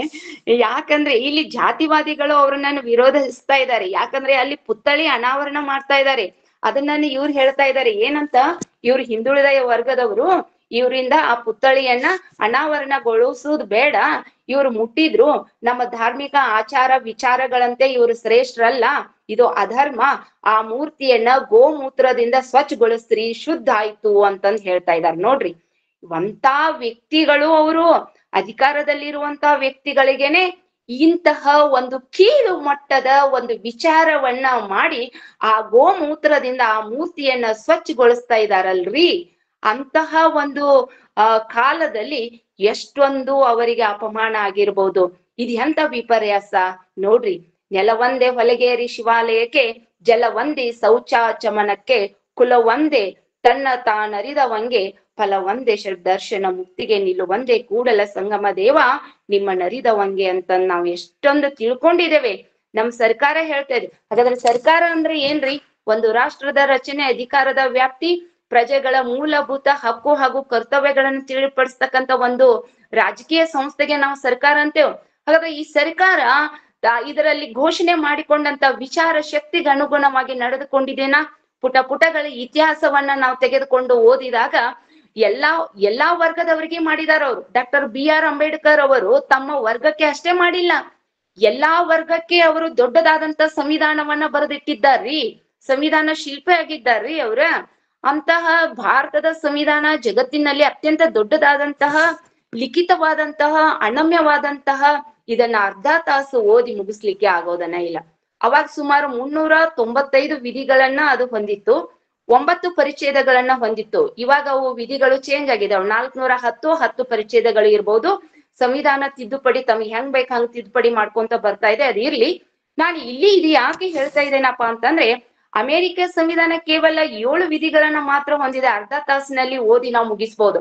ಇಷ್ಟೊಂದು ದೀರ್ಘವಾದಂತಹ ದೊಡ್ಡದಾದಂತಹ ಬೃಹದಾಕಾರವಾದಂತಹ ಈ ಸಂವಿಧಾನದ ರಚನೆಯಲ್ಲಿ ಇಂತೊಂದು ಕೀಳು ಮಟ್ಟದ ವಿಚಾರಗಳನ್ನ ಮಾಡಿ ಆ ಗೋಮೂತ್ರದಿಂದ ಆ ಮೂರ್ತಿಯನ್ನ ಸ್ವಚ್ಛಗೊಳಿಸ್ತಾ ಇದ್ದಾರ. ಇದು ಬಹಳಷ್ಟು ಅವರಿಗೆ ಅವಮಾನ ಆಗ್ತಾ ಇದೆ, ಸಹಿಸ್ಕೊಳ್ತಾ ಇದ್ದಾರೆ. ಕಾರ್ಮಿಕ ಮಂತ್ರಿಯಾಗಿ ಜನಸೇವೆಯನ್ನ ಮಾಡ್ತಾ ಇದ್ದಾರೆ. ಏನಾದ್ರೂ ಒಂದು ಈ ದೇಶಕ್ಕೆ ಕಾರ್ಮಿಕರಿಗೆ, ನೊಂದಂತವರಿಗೆ, ಬಡವರಿಗೆ, ದಲಿತರಿಗೆ, ಅಸ್ಪೃಶ್ಯರಿಗೆ ಹಿಂದುಳಿದಂತಹ ಜನರಿಗೆ ನಾನು ಏನಾದ್ರೂ ಮಾಡ್ಬೇಕು, ಕೊಡುಗೆ ಮಾಡ್ಬೇಕು ಅಂತ ಹೇಳಿ ಅವರ ಹೃದಯದಲ್ಲಿ ತುಡಿತಾ ಇದೆ, ಮಿಡಿತಾ ಇದೆ. ಅದಕ್ಕಾಗಿನ ಕಾರ್ಮಿಕ ಮಂತ್ರಿಯಾಗಿ ಅವರು ಸ್ವೀಕಾರ ಮಾಡ್ತಾ ಇದ್ದಾರೆ 1948ರಲ್ಲಿ. ನೌಕರ ರಾಜ್ಯ ವಿಮಾ ಮಸೂದೆಯ ರೂಪರೇಷೆ ಕರಡುಗಳನ್ನ ಸಿದ್ಧಪಡಿಸ್ತಾ ಇದ್ದಾರೆ. ಕಾರ್ಮಿಕರ ವಂತಿಗೆಯನ್ನ 1%ಕ್ಕೆ ಇಳಿಸ್ತಾ ಇದ್ದಾರೆ. ಮಾಸಿಕ 500 ಸಂಬಳದ ಒಳಗಿರುವ ಎಲ್ಲಾ ಕೈಗಾರಿಕಾ ನೌಕರರನ್ನ ಈ ಯೋಜನೆ ಅಡಿಯಲ್ಲಿ ತರಲಾಗ್ತಾ ಇದೆ. ಕಾಯಿಲೆ ಬಿದ್ದಾಗ ಅವರು ಕಾಯಿಲೆ ಸೌಲಭ್ಯವಾಗಿ ಅರ್ಧದಷ್ಟು ಸಂಬಳ ಪಡಿತಾ ಇದ್ರು. ಆಮೇಲೆ ಉಚಿತ ಉಪಚಾರ, ಉಚಿತ ಆಸ್ಪತ್ರೆ ಸೌಲಭ್ಯ, ಉಚಿತ ಹೆರಿಗೆ ಸೇವಾ ಸೌಲಭ್ಯ ದೊರೆಯುತ್ತಾ ಇತ್ತು. ಈ ಯೋಜನೆಯನ್ನ ಹಾಳುಗೆಡವಲು 4 ಬಾರಿ ಪ್ರಯತ್ನಗಳು ನಡೆದವು. ಹಂಗ ನಡೀತಾವ್ರಿ ಅವ್. ಯಾರ ಒಬ್ರು ಮುಂದ ಓಡಾಕತ್ರಪ್ಪ ಅಂತಂದ್ರೆ ಕಾಲು ಜಗ್ಗವ್ರು ಬಹಳ ಜನ ಇದ್ದಿರ್ತಾರ. ತುಳಿದವರು ತುಳಿಸ್ಕೊಂತ ಇದ್ರೆ ಏನ್ ಅನ್ಸ್ತದಪ್ಪ ಅಂತಂದ್ರೆ, ಹಾಗೇನೆ ಬಹಳಷ್ಟು ನಾವು ಇತಿಹಾಸ ಪುಟಗಳನ್ನ ತೆಗೆದು ನೋಡಿದ್ರೆ ಎಲ್ಲರಿಗೂ ಗೊತ್ತಾಗ್ತದ ಅಂಬೇಡ್ಕರ್ ಅವ್ರಿಗೆ ಎಷ್ಟು ತ್ರಾಸ್ ಕೊಟ್ಟಿದ್ದಾರೆ. ಇವ್ನ್ ಎಲ್ಲವನ್ನ ನಾನು ಹೇಳ್ಕೊಂತ ಹೋದ್ರೆ ಬಹಳ ಆಗ್ತದ. ಅವ್ರು ಬರ್ದಿದ್ದವನ್ನ ನಾನು ಹೇಳ್ತಾ ಇದ್ದೇನೆ. ಈ ಯೋಜನೆಯನ್ನ ಹಾಳುಗೆಡವಲು 4 ಬಾರಿ ಪ್ರಯತ್ನಗಳು ನಡೀತಾ ಇದಾವೆ. ಜಗಜೀವನ್ ರಾವ್ ಅವರು ಕೆಲವು ಅಂತರ್ಗತ ಗುಣಗಳನ್ನ ಹೊಂದಿದವರಾಗಿರ್ತಾ ಇದ್ದಾರೆ. ನೋಡ್ರಿ, ಯಾರ ಪವಿತ್ರ ಮನಸ್ಸುಗಳು ಇರ್ತದ, ಮುಂದಾಗುವಂತ ಘಟನೆಗಳನ್ನ ಪೇಸಿಸ್ ಇಂಡೆಕ್ಸ್ ಆಫ್ ಮೈಂಡ್, ನಮ್ಗ ಮುಖ ನೋಡಿದ್ರೆ ಅಲ್ಲಿ ಗೊತ್ತಾಗ್ಬಿಡ್ತದೆ ಯಾವ ವ್ಯಕ್ತಿ ಹೇಗಿದ್ದಾನೆ, ಅವನ ಅಂತರ್ಗತ ಭಾವನೆಗಳು, ಅವನ ಭಾಷೆ. ನಾವು ಅವ್ರು ಮಾತಾಡುವಾಗ ನಮ್ಮನ್ನ ಎಷ್ಟು ಅವರು ಇದನ್ನ ಮಾತಾಡ್ತಾ ಇದ್ದಾರೆ, ನಮ್ಮನ್ನ ಎಷ್ಟು ಗೌರವಿಸ್ತಾ ಇದ್ದಾರೆ, ಇವೆಲ್ಲ ಅವುಗಳು ನಡೆ ನುಡಿಗಳು ನಮ್ಗೆ ತಕ್ಷಣನೇ ಗೊತ್ತಾಗ್ತಾನೆ ಇದಾವೆ. ಅಂತಹ ನುಡಿಗಳನ್ನ ಇವರು ಅಂತರ್ಗತಗಳನ್ನ ಇವರು ಹೊಂದಿದವರಾಗಿದ್ರು. ಹೀಗೆ ಹೊಂದಿದಂತ ಇವರು ಏನ್ ಮಾಡಿದ್ರಪ್ಪ ಅಂತಂದ್ರೆ ಒಳ್ಳೆಯ ಕಾರ್ಯಕ್ಕೆ ಕಟಿಬದ್ಧರಾಗಿ ನಿಲ್ತಾ ಇದ್ದಾರೆ. ಮಾತು ಕಡಿಮೆ ಆದ್ರೂ ಕೃತಿಯಲ್ಲಿ ಅವರು ತೆಗೆದುಕೊಂಡು ಬರ್ತಾ ಇದ್ದಾರೆ. ಜಗಜೀವನ್ ರಾವ್ ಅವರು ತಾವು ವ್ಯವಹರಿಸದ ಯಾವುದೇ ವಿಷಯದ ಮೇಲೆ ಅವರಿಗೆ ಬಿಗಿ ಹಿಡಿತದಿಂದ ಇಡೀ ಕಾರ್ಮಿಕರಿಗೆ, ಜನಸೇವೆಗೆ ಅವರು ದುಂಬಾಲು ಬಿದ್ದು ಕೆಲಸ ಕಾರ್ಯಗಳನ್ನ ಮಾಡ್ತಾ ಇದ್ದಾರೆ. ಇವರಲ್ಲಿ ಇರುವಂತ ಒಂದು ವಿಶೇಷ ಏನಪ್ಪಾ ಅಂತಂದ್ರೆ, ಸಮರ್ಥ ವ್ಯಕ್ತಿಗಳು ಎಂತ ಕ್ಲಿಷ್ಟ ಪರಿಸ್ಥಿತಿಯಲ್ಲೂ ಕೈ ಬಿಡದೆ ಕಾಪಾಡುವಂತ ಗುಣವನ್ನ ಹೊಂದಿದಂತವರು, ಸರ್ವರಿಗೂ ವ್ಯಾಪಕವಾದಂತಹ ನಂಬಿಕೆಯಾಗಿತ್ತು. ಇವರು ಹೀಗೆ ಅಂದ್ರ ಎಲ್ಲಾರು ನಂಬ್ಕೊಂಡಿದ್ರು ಡಾಕ್ಟರ್ ಬಾಬು ಜಗಜೀವನ್ ರಾವ್ ಅವರು ಒಳ್ಳೆಯವರು, ಅವರು ಕಾಪಾಡ್ತಾ ಇದ್ದಾರೆ, ಕೈ ಬಿಡುವುದಿಲ್ಲ ಅಂತಂದು ಎಲ್ಲರೂ ನಂಬಿಕೊಂಡಿದ್ರು. ಅವರಿಗೆ ಬಲವಾದಂತಹ ಬದ್ಧತೆ ಇತ್ತು. ಅದೇ ವೇಳೆ ಇಹಪರ ಪರಿಶೀಲಿಸುವಂತಹ ಸ್ವಭಾವದವರು ಡಾಕ್ಟರ್ ಬಾಬು ಜಗಜೀವನ್ ರಾವ್ ಅವರು ಆಗಿದ್ದರು. ಹೀಗೆ ಕಾರ್ಮಿಕರ ಕರುಣಾಮಯಿ ಆದಂತ ಇವರು ದೇಶದಲ್ಲಿ ನಿರಂತರವಾಗಿ ತುಳಿತಕ್ಕೊಳಗಾದವರನ್ನ ಮೇಲೆತ್ತುವ ಕಾರ್ಯಕ್ಕೆ ಯಾರಪ್ಪ ಅಂದ್ರೆ ಡಾಕ್ಟರ್ ಬಾಬು ಜಗಜೀವನ್ ರಾವ್ ಅವರು ತಮ್ಮದೇ ಆದಂತಹ ರೀತಿಯಲ್ಲಿ ಕಾಣಿಕೆಯನ್ನ ನೀಡಿದ್ದಾರೆ. ಅದು ಏನು ಕಾಣಿಕೆಯಪ್ಪ ಅಂತಂದ್ರೆ, ಕಲ್ಲಿದ್ದಲು ಗಣಿಗಳಲ್ಲಿ ಕೆಲಸ ಮಾಡುವಂತಹ ಅಧಿಕ ಸಂಖ್ಯೆಯ ನೌಕರರಿಗಾಗಿ ಕೋಲ್ ಮೈನ್ಸ್ ಭವಿಷ್ಯ ನಿಧಿ ಮತ್ತು ಬೋನಸ್ ಯೋಜನೆಯ ನಿವೃತ್ತಿ ಸೌಲಭ್ಯಗಳನ್ನ ಒದಗಿಸಿಕೊಡ್ತಾ ಇದ್ದಾರೆ ಜಗಜೀವನ್ ರಾಮ್ ಅವರು. ಯಾವ ದೇಶದಲ್ಲಿಯೂ ಯಾವ ಕಾಲಘಟ್ಟದಲ್ಲಿಯೂ ಈ ಸೌಲಭ್ಯವನ್ನ ಒಬ್ಬ ಸಾಮಾನ್ಯ ಕೆಲಸಗಾರನಿಗೆ ನೀಡಿದಂತ ಉದಾಹರಣೆಗಳಿಲ್ಲ. ಇಂತಹ ಸೌಲಭ್ಯಗಳನ್ನ ಜಗಜೀವನ್ ರಾಮ್ ಅವರು ದೊರಕಿಸಿಕೊಟ್ಟರು. ಹಾಗಾದ್ರೆ ದಲಿತರಷ್ಟೇ ಈ ಸೌಲಭ್ಯಗಳನ್ನ ಪಡಿತಾ ಇದ್ದಾರೆ? ಇಲ್ಲ ತಾನೆ. ಹಾಗಾದ್ರೆ ಎಲ್ಲಾ ಜನರಿಗೂ ಕೂಡ, ಎಲ್ಲಾ ವರ್ಗದವರಿಗೂ ಕೂಡ, ಎಲ್ಲಾ ಧರ್ಮದವರಿಗೂ ಕೂಡ ಇವರು ಶ್ರೇಷ್ಠವಾದಂತ ಕೆಲಸ ಕಾರ್ಯಗಳನ್ನ ಮಾಡಿದಂತಹ ಕಾರ್ಮಿಕ ಮಂತ್ರಿಗಳಾಗಿದ್ದಾರೆ. ಸರ್ಕಾರಿ ಕಚೇರಿಗಳು ಹಾಗೂ ರೈಲ್ವೆಯಂತಹ ಸಾರ್ವಜನಿಕ ನಿಗಮಗಳಲ್ಲಿ ಕೆಲಸ ಮಾಡುತ್ತಿದ್ದಂತಹ ನೌಕರರು ಕೆಳಗಿನ ಮಟ್ಟದಲ್ಲಿ, ಅಂದ್ರೆ ನೋಡ್ರಿ ಅವರಿಗೆ ಎಂತ ಕೆಲಸ ಕಾರ್ಯಗಳನ್ನ ಕೊಡ್ತಾ ಇದ್ದಾರೆ ಅದನ್ನೆಲ್ಲವನ್ನ ಇವರು ವಿಚಾರ ಮಾಡ್ತಾ ಇದ್ದಾರೆ. ಅಂತಹ ನೊಂದಂತಹ ಕೆಳ ಮಟ್ಟದಲ್ಲಿ ಕೆಲಸ ಮಾಡುವಂತಹ ನೌಕರರ ಒಂದು ಭದ್ರತೆಯನ್ನ ಇವ್ರು ಏನ್ ಮಾಡ್ತಾ ಇದಾರಪ್ಪ ಅಂತಂದ್ರೆ ಮಾಡ್ತಾ ಇದ್ದಾರೆ. ವಿಶ್ವದ ಪ್ರಥಮ ಯೋಜನೆಯ ಹರಿಕಾರರಾಗ್ತಾ ಇದ್ದಾರೆ. ಸಂಚಿತ ಹಣವನ್ನ ನಿವೃತ್ತಿ ಹೊಂದುವಂತಹ ನೌಕರರಿಗೆ ಪಾವತಿ ಮಾಡುವ ಏನಪ್ಪಾ ಅಂದ್ರೆ ಸಾವು ಸಂದರ್ಭಗಳಲ್ಲಿ ಅವರಿಂದ ನಾಮನಿರ್ದೇಶನ ಸೂಚಿತರಾಗಿದ್ದವರಿಗೆ ನೀಡುವಂತಹ ವ್ಯವಸ್ಥೆಯಲ್ಲಿ ಪ್ರಾಮಾಣಿಕವಾದಂತಹ ಅನುಪಾಲನೆ ಇತ್ತು. ಇನ್ನ ರೈಲ್ವೆ ನೌಕರರಿಗೆ ಪಿಂಚಣಿ ಯೋಜನೆಯನ್ನ ಇವ್ರು ಮಾಡ್ತಾ ಇದ್ದಾರೆ. ರೈಲ್ವೆ ಮಂತ್ರಿ ಆದಾಗ ಡಾಕ್ಟರ್ ಬಾಬು ಜಗಜೀವನ್ ರಾವ್ ಅವರು ರೈಲ್ವೆ ನೌಕರರಿಗೆ ಪಿಂಚಣಿ ಸೌಲಭ್ಯ ನೀಡ್ತಾ ಇದ್ದಾರೆ. ಈ ಯೋಜನೆಯನ್ನ ಆರಂಭಿಸ್ತಾ ಇದ್ದಾರೆ. ಕೆಲವು ವರ್ಷಗಳ ಸೇವೆ ಸಲ್ಲಿಸಿದ ನೌಕರರಿಗೆ ಈ ಯೋಜನೆ ಐಚ್ಛಿಕವಾಗಿತ್ತು. ಯಾಕಂದ್ರೆ ಅದರಲ್ಲಿ ಇವ್ರು ಒಂದ್ ಸ್ವಲ್ಪ ಕೆಲಸ ಮಾಡ್ಬೇಕು ಅಂತವರಿಗೆ ಪಿಂಚಣಿ ಸೌಲಭ್ಯವನ್ನ ಅವ್ರು ನೀಡ್ತಾ ಇದ್ದಾರೆ. ದಯಾಳು, ಕರುಣಾಮಯಿ ಮತ್ತು ವಿಷಯಗಳನ್ನ ಕ್ಷಿಪ್ರವಾಗಿ ಗ್ರಹಿಸುವಂತಹ, ಯಾವ ಗೊಂದಲಕ್ಕೂ ಎಡೆಮಾಡಿ ಕೊಡದೆ ಅವರ ತೀರ್ಮಾನವನ್ನ ತ್ವರಿತವಾಗಿ ಕೊಡುವಂತಹ ವ್ಯಕ್ತಿ ಡಾಕ್ಟರ್ ಬಾಬು ಜಗಜೀವನ್ ರಾವ್ ಆಗಿದ್ರು. ಹೀಗೆ ಇವರು 1950 ಜೂನ್ನಲ್ಲಿ ಜಗಜೀವನ್ ರಾವ್ ಅವರು ಎರಡನೆಯ ಬಾರಿಗೆ ಭಾರತೀಯ ನಿಯೋಗವನ್ನ ಅಂತಾರಾಷ್ಟ್ರೀಯ ಕಾರ್ಮಿಕ ಸಂಘಟನಾ ಸಮ್ಮೇಳನಕ್ಕೆ ತಮ್ಮ ನೇತೃತ್ವದಲ್ಲಿ ಕೊಂಡೊಯ್ದಾಗ ಅಲ್ಲಿ ಸರ್ವಾನುಮತದಿಂದ ಸಮ್ಮೇಳನದ ಅಧ್ಯಕ್ಷರಾಗಿ ಆಯ್ಕೆಗೊಳ್ತಾ ಇದ್ದಾರೆ. ಪ್ರಥಮ ಭಾರತೀಯ ಎಂಬ ಕೀರ್ತಿಗೆ ಇವರು ಭಾಜನರಾಗ್ತಾ ಇದ್ದಾರೆ. 1952 ಸಾರ್ವತ್ರಿಕ ಚುನಾವಣೆಗಳ ನಂತರ ಅವರಿಗೆ ಸಂಪರ್ಕ ಖಾತೆ ಲಭಿಸ್ತಾ ಇದೆ. ಸಂಪರ್ಕ ಮಂತ್ರಿಯಾಗಿದ್ದಾಗಿನ ಅವರ ಆಡಳಿತಾವಧಿಯಲ್ಲಿ ದೇಶಾದ್ಯಂತ ಅಂಚೆ ಸೇವೆಗಳ ವಿಸ್ತೃತ ಜಾಲವನ್ನ ಹೆಣಿತಾ ಇದ್ದಾರೆ. ಪ್ರತಿಶತ 50ಕ್ಕಿಂತ ಹೆಚ್ಚು ಅಂಚೆ ಕಚೇರಿಗಳು ಸ್ಥಾಪಿತಗೊಳ್ತಾ ಇದ್ದಾವೆ. ಮೂಲೆ ಮೂಲೆಯಲ್ಲಿದ್ದಂತಹ ಹಳ್ಳಿಗರು ದೂರ ಹೋಗಬೇಕಾಗಿ ಬರಲಿಲ್ಲ. ಪ್ರತಿಯೊಂದು ತಾಲೂಕು ಕೇಂದ್ರದಲ್ಲಿ ಒಂದು ದೂರ ಸಂಪರ್ಕ ಕಚೇರಿ ಇರಿಸ್ತಾ ಇದ್ದಾರೆ. 1953 ಮುಗಿಯುವ ಹೊತ್ತಿಗೆ ಸಾವಿರಾರು ಅಂಚೆ ಕಚೇರಿಗಳು, ದೂರವಾಣಿ ಕೇಂದ್ರಗಳು ತೆರೆಯಲ್ಪಡ್ತಾ ಇದ್ದಾವೆ. ಲಕ್ಷಾಂತರ ನಿರುದ್ಯೋಗಿ ಯುವಕರಿಗೆ ಉದ್ಯೋಗವನ್ನ ದೊರೆಯುವಂತೆ ಮಾಡ್ತಾ ಇದ್ದಾರೆ. ಇಂತಹ ಅವಕಾಶವನ್ನ ಇವರು ಪ್ರಪ್ರಥಮ ಭಾರತೀಯ ಒಂದು 1950ರಲ್ಲಿ ಎರಡನೆಯ ಬಾರಿಗೆ ಆ ನಿಯೋಗಕ್ಕೆ ಹೋಗಿರ್ತಾ ಇದಾರಲ್ಲ, ಅಲ್ಲಿ ಸಂಘಟನಾ ಸಮ್ಮೇಳನಕ್ಕೆ ಈ ರೀತಿ ಅವರು ವಿಚಾರ ಮಾಡಿ ಅಲ್ಲೆಲ್ಲಾ ಕೆಲಸ ಕಾರ್ಯಗಳನ್ನ ಮಾಡ್ತಾ ಇದ್ದಾರೆ. ಅಷ್ಟೇ ಅಲ್ಲದೆ ವಾಯು ಸಾರಿಗೆಯ ರಾಷ್ಟ್ರೀಕರಣ ಅಂದ್ರೆ ನೌಕರರ ವೇತನ ಶ್ರೇಣಿಯನ್ನ ಪರಿಷ್ಕರಿಸ್ತಾ ಇದ್ದಾರೆ, ಅದನ್ನ ಹೆಚ್ಚಿಸ್ತಾ ಇದ್ದಾರೆ. ಬಹಳಷ್ಟು ತಾಂತ್ರಿಕ ಹಾಗೂ ತಾಂತ್ರಿಕೇತರ ನೌಕರರಿಗೆ ಓವರ್ ಟೈಮ್, OT ಅಂತ ಹೇಳಂತಾರಲ್ಲ, ಈ ಓವರ್ ಟೈಮ್ OT ಸೌಲಭ್ಯವನ್ನ ಅವ್ರು ಜಾರಿಗೊಳಿಸ್ತಾ ಇದ್ದಾರೆ. ಅಂದ್ರೆ ಬೇಗ ಮುಗಿತಾ ಇದೆ ಡ್ಯೂಟಿ, ಬೇಗ ಮುಗಿದ್ರುನು ಕೂಡ ಇನ್ನಷ್ಟು ನಮ್ಗ ಕೆಲಸ ಮಾಡೋ ಹುಮ್ಮಸ್ ಇತ್ತಪ್ಪ ಅಂತಂದ್ರೆ ನಾವ್ ಇನ್ನೊಂದ್ 2 ತಾಸ ಅಥವಾ ಇನ್ನೂ ಒಂದು 3 ತಾಸ ನಾವು ಕೆಲಸ ಮಾಡಿದ್ದಕ್ಕೆ ಅದಕ್ಕೆ ಆ 3 ತಾಸ ಅದಕ್ಕೆ 4 ತಾಸಕ್ಕ ಮತ್ತೆ ಅವ್ರು ಏನ್ ಮಾಡ್ಬೇಕಪ್ಪ ಅಂತಂದ್ರೆ ಡ್ಯೂಟಿ ಮಾಡಿದ್ರೆ ಅವ್ರಿಗೆ ದುಡ್ಡು ಸಿಗ್ತಾ ಇತ್ತು. ಈ ರೀತಿ ಈ ವ್ಯವಸ್ಥೆಯನ್ನ ಇವರು ಮಾಡ್ತಾ ಇದ್ದಾರೆ.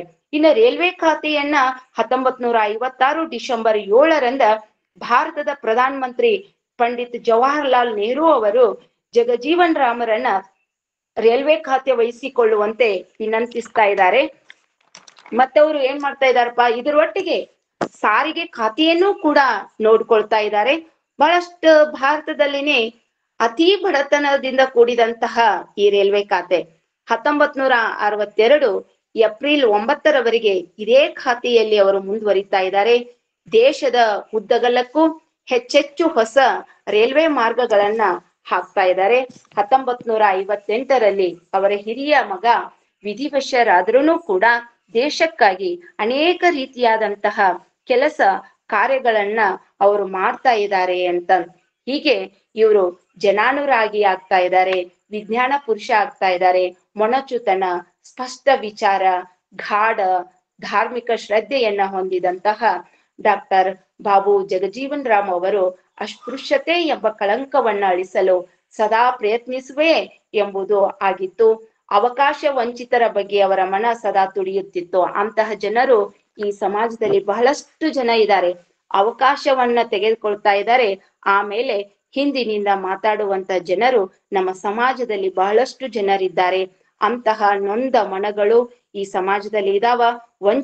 ಇಂಥ ವಂಚಿತರ ಬಗ್ಗೆ ಅವರು ಸಾಕಷ್ಟು ಸದಾ ತುಡಿತಾ ಇತ್ತು ಅವರ ಮನಸ್ಸು. ಇದರಿಂದ ಅವರ ಜನಪ್ರಿಯತೆಯೇ ಒಂದು ಗುಟ್ಟಾಗಿತ್ತು. ಹೀಗೆ ದೈಹಿಕವಾಗಿ ಮಾನಸಿಕವಾಗಿ ಕುಗ್ಗಿ ಹೋದಂತಹ ಸ್ತ್ರೀಯರಿಗೆ ಧೈರ್ಯ ತುಂಬುವಂತಹ ಮಹಾನುಭಾವರ ನಡೆ ನಮ್ಗೆಲ್ಲರಿಗೂ ಏನಪ್ಪಾ ಅಂತಂದ್ರೆ ಆದರ್ಶನೀಯವಾಗಿ ಇರ್ತಾ ಇದೆ. ಅಂತಹ ಒಬ್ಬ ಸಾಮಾನ್ಯ ವ್ಯಕ್ತಿ ಅಲ್ಲದೆ ಶ್ರೇಷ್ಠವಾದಂತಹ ವ್ಯಕ್ತಿಗಳು ಇವರಾಗಿದ್ರು. ಒಂದು ಏನಪ್ಪಾ ಅಂತಂದ್ರೆ ಉದ್ಯೋಗ ಮತ್ತು ಪುನರ್ವಸತಿಗಳಲ್ಲಿನೂ ಕೂಡ ಇವರು ಸಾಕಷ್ಟು ಕೆಲಸ ಕಾರ್ಯಗಳನ್ನ ಮಾಡಿದ್ದಾರೆ. ಇನ್ನು ಸಮಯ ಇದ್ರ ಮುಂದೆ ಹೋಗ್ತೇನೆ. 1966 ಜನವರಿ 24ರಂದು ಜಗಜೀವನ್ ರಾಮ್ ಅವರು ಇಂದಿರಾ ಗಾಂಧಿಯವರ ಮಂತ್ರಿ ಮಂಡಲದಲ್ಲಿ ಮತ್ತೊಮ್ಮೆ ಕಾರ್ಮಿಕ ಉದ್ಯೋಗ ಮತ್ತು ಪುನರ್ವಸತಿ ಮಂತ್ರಿಯಾಗಿ ಸೇರ್ಕೊಳ್ತಾ ಇದ್ದಾರೆ. 1967 ಜನವರಿಯಲ್ಲಿ ಮಂತ್ರಿ ಮಂಡಲ ಪುನರ್ರಚನೆಯೊಂದಿಗೆ ಆಹಾರ ಮತ್ತು ಕೃಷಿ ಸಮುದಾಯ ಅಭಿವೃದ್ಧಿ ಸಹಕಾರ ಮಂತ್ರಿಯಾಗಿ ಅವರು ಅಧಿಕಾರ ವಹಿಸ್ಕೊಳ್ತಾ ಇದ್ದಾರೆ. ಇವರ ಅವಧಿಯಲ್ಲಿಯೇ ಗೋಧಿ ಉತ್ಪನ್ನ 12 ಮಿಲಿಯನ್ ಟನ್ಗಳಿಂದ 23 ಮಿಲಿಯನ್ ಟನ್ಗಳಿಗೆ ಏರ್ತಾ ಇದೆ. ಜಗತ್ತಿನ ಯಾವುದೇ ಇತಿಹಾಸದಲ್ಲಿಯೂ ಬರೀ 4 ವರ್ಷದ ಅವಧಿಯಲ್ಲಿ ಒಂದು ನಿರ್ದಿಷ್ಟ ಬೆಳೆ ದುಪ್ಪಟ್ಟುಗೊಂಡಿಲ್ಲ ಅಂತ. 1979 ಜುಲೈ 10 ಪಾರ್ಲಿಮೆಂಟಿನ ಅಧಿವೇಶನ ಆರಂಭ ಆಗ್ತಾ ಇದೆ. ಒಳ ಜಗಳಗಳು ಮತ್ತೆ ಸ್ಟಾರ್ಟ್ ಆಗ್ತಾ ಇದಾವೆ. ಅವಾಗ ಜನತಾ ಸರ್ಕಾರ ಜಯವಾಗಿ ತೊಡಗ್ತಾ ಇದೆ ಅಂತ. ಇನ್ನೂ ಅಷ್ಟು ಹೇಳ್ಬೇಕಾ? ಟೈಮ್ ಮುಗಿತಾ ಇದೆನಾ? ಇನ್ನೊಂದ್ ಸ್ವಲ್ಪ ಹೇಳ್ಯಾರ ಸರ್. ಹಲೋ. ಹೀಗೆ ಒಬ್ಬ ರಾಜನಿಗೆ ಏನಪ್ಪಾ ಅಂತಂದ್ರೆ ಸಾವಿರಾರು ಸೈನಿಕರು ಇರ್ತಾರ, ಹೌದಾ? ಸಾವಿರಾರು ಸೈನಿಕರು, ಕೋಟಿ ಸೈನಿಕರಿದ್ರೆ ಒಬ್ಬ ರಾಜ ಅಂದ್ರೆ ಮಂತ್ರಿಮಂಡಲದಲ್ಲಿ ಇರುವಂತಹ ರಾಜ ಒಂದು ರಾಜನಿಗೆ ಹೋಲಿಕೆಯನ್ನು ಕೊಟ್ಟಾಗ ಚಾಣಾಕ್ಷತೆ ಜಾಣತನ ಇರುವಂತಹ ಒಬ್ಬ ವೀರ ಆ ರಾಜನಿಗೆ ಇರ್ಬೇಕಾಗ್ತಾ ಇದೆ.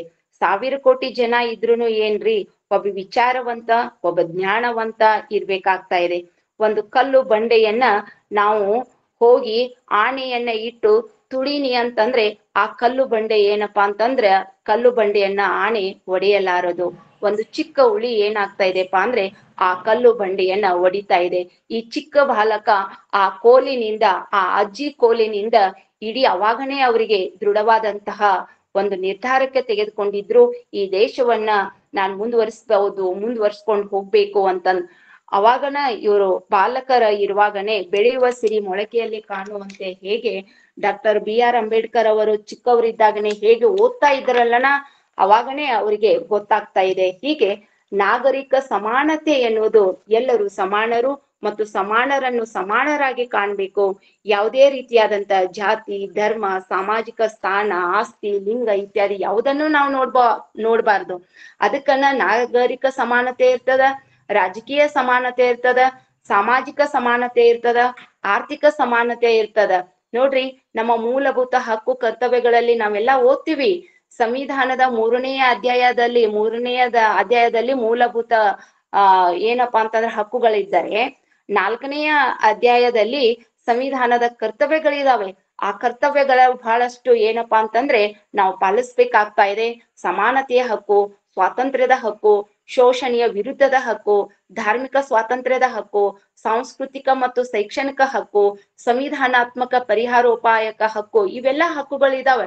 ಆದರೆ ಇಲ್ಲಿ ರಾಜಕೀಯ ಹಕ್ಕು ಏನಪ್ಪಾ ಅಂತಂದ್ರೆ ರಾಜ್ಯದ ಎಲ್ಲಾ ಪ್ರಜೆಗಳಿಗೆ ರಾಜ್ಯಕ್ಕೆ ಸಂಬಂಧಿಸಿದಂತ ವಿಷಯಗಳಲ್ಲಿ ಸಕ್ರಿಯವಾಗಿ ಭಾಗವಹಿಸಲು ಇರುವಂತಹ ಸಮಾನ ಹಕ್ಕುಗಳೇ ರಾಜಕೀಯ ಸಮಾನತೆ ಅಂತ ಹೇಳ್ತಾ ಇದ್ದಾರೆ.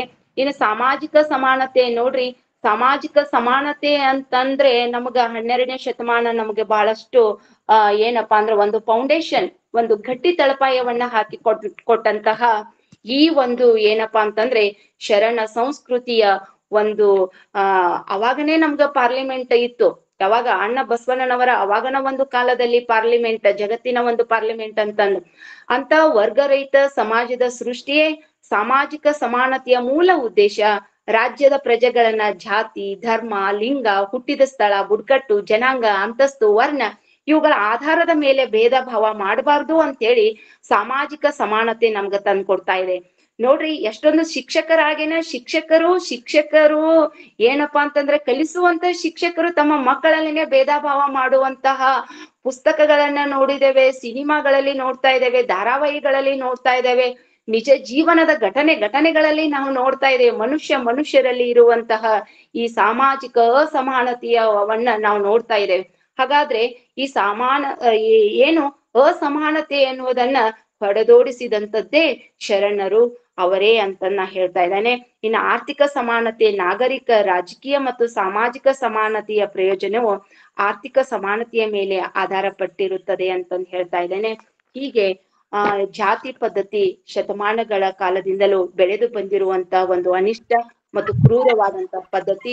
ಇವುಗಳನ್ನ ಓಡಿಸ್ಲಿಕ್ಕೆ ಅನೇಕ ಮೌಲ್ಯ ಶೋಷಣೆಗಳು, ಶಿಕ್ಷಣ, ನಗರೀಕರಣ, ವಿಜ್ಞಾನ ಬೆಳವಣಿಗೆಗಳಿಂದಲೂ ನಮ್ಮ ದೇಶ ಇನ್ನು ಮುಕ್ತವಾಗದಿರುವುದು ನಮ್ಮ ದುರಂತ ಅಂತ ಹೇಳ್ತಾ ಇದ್ದೇನೆ.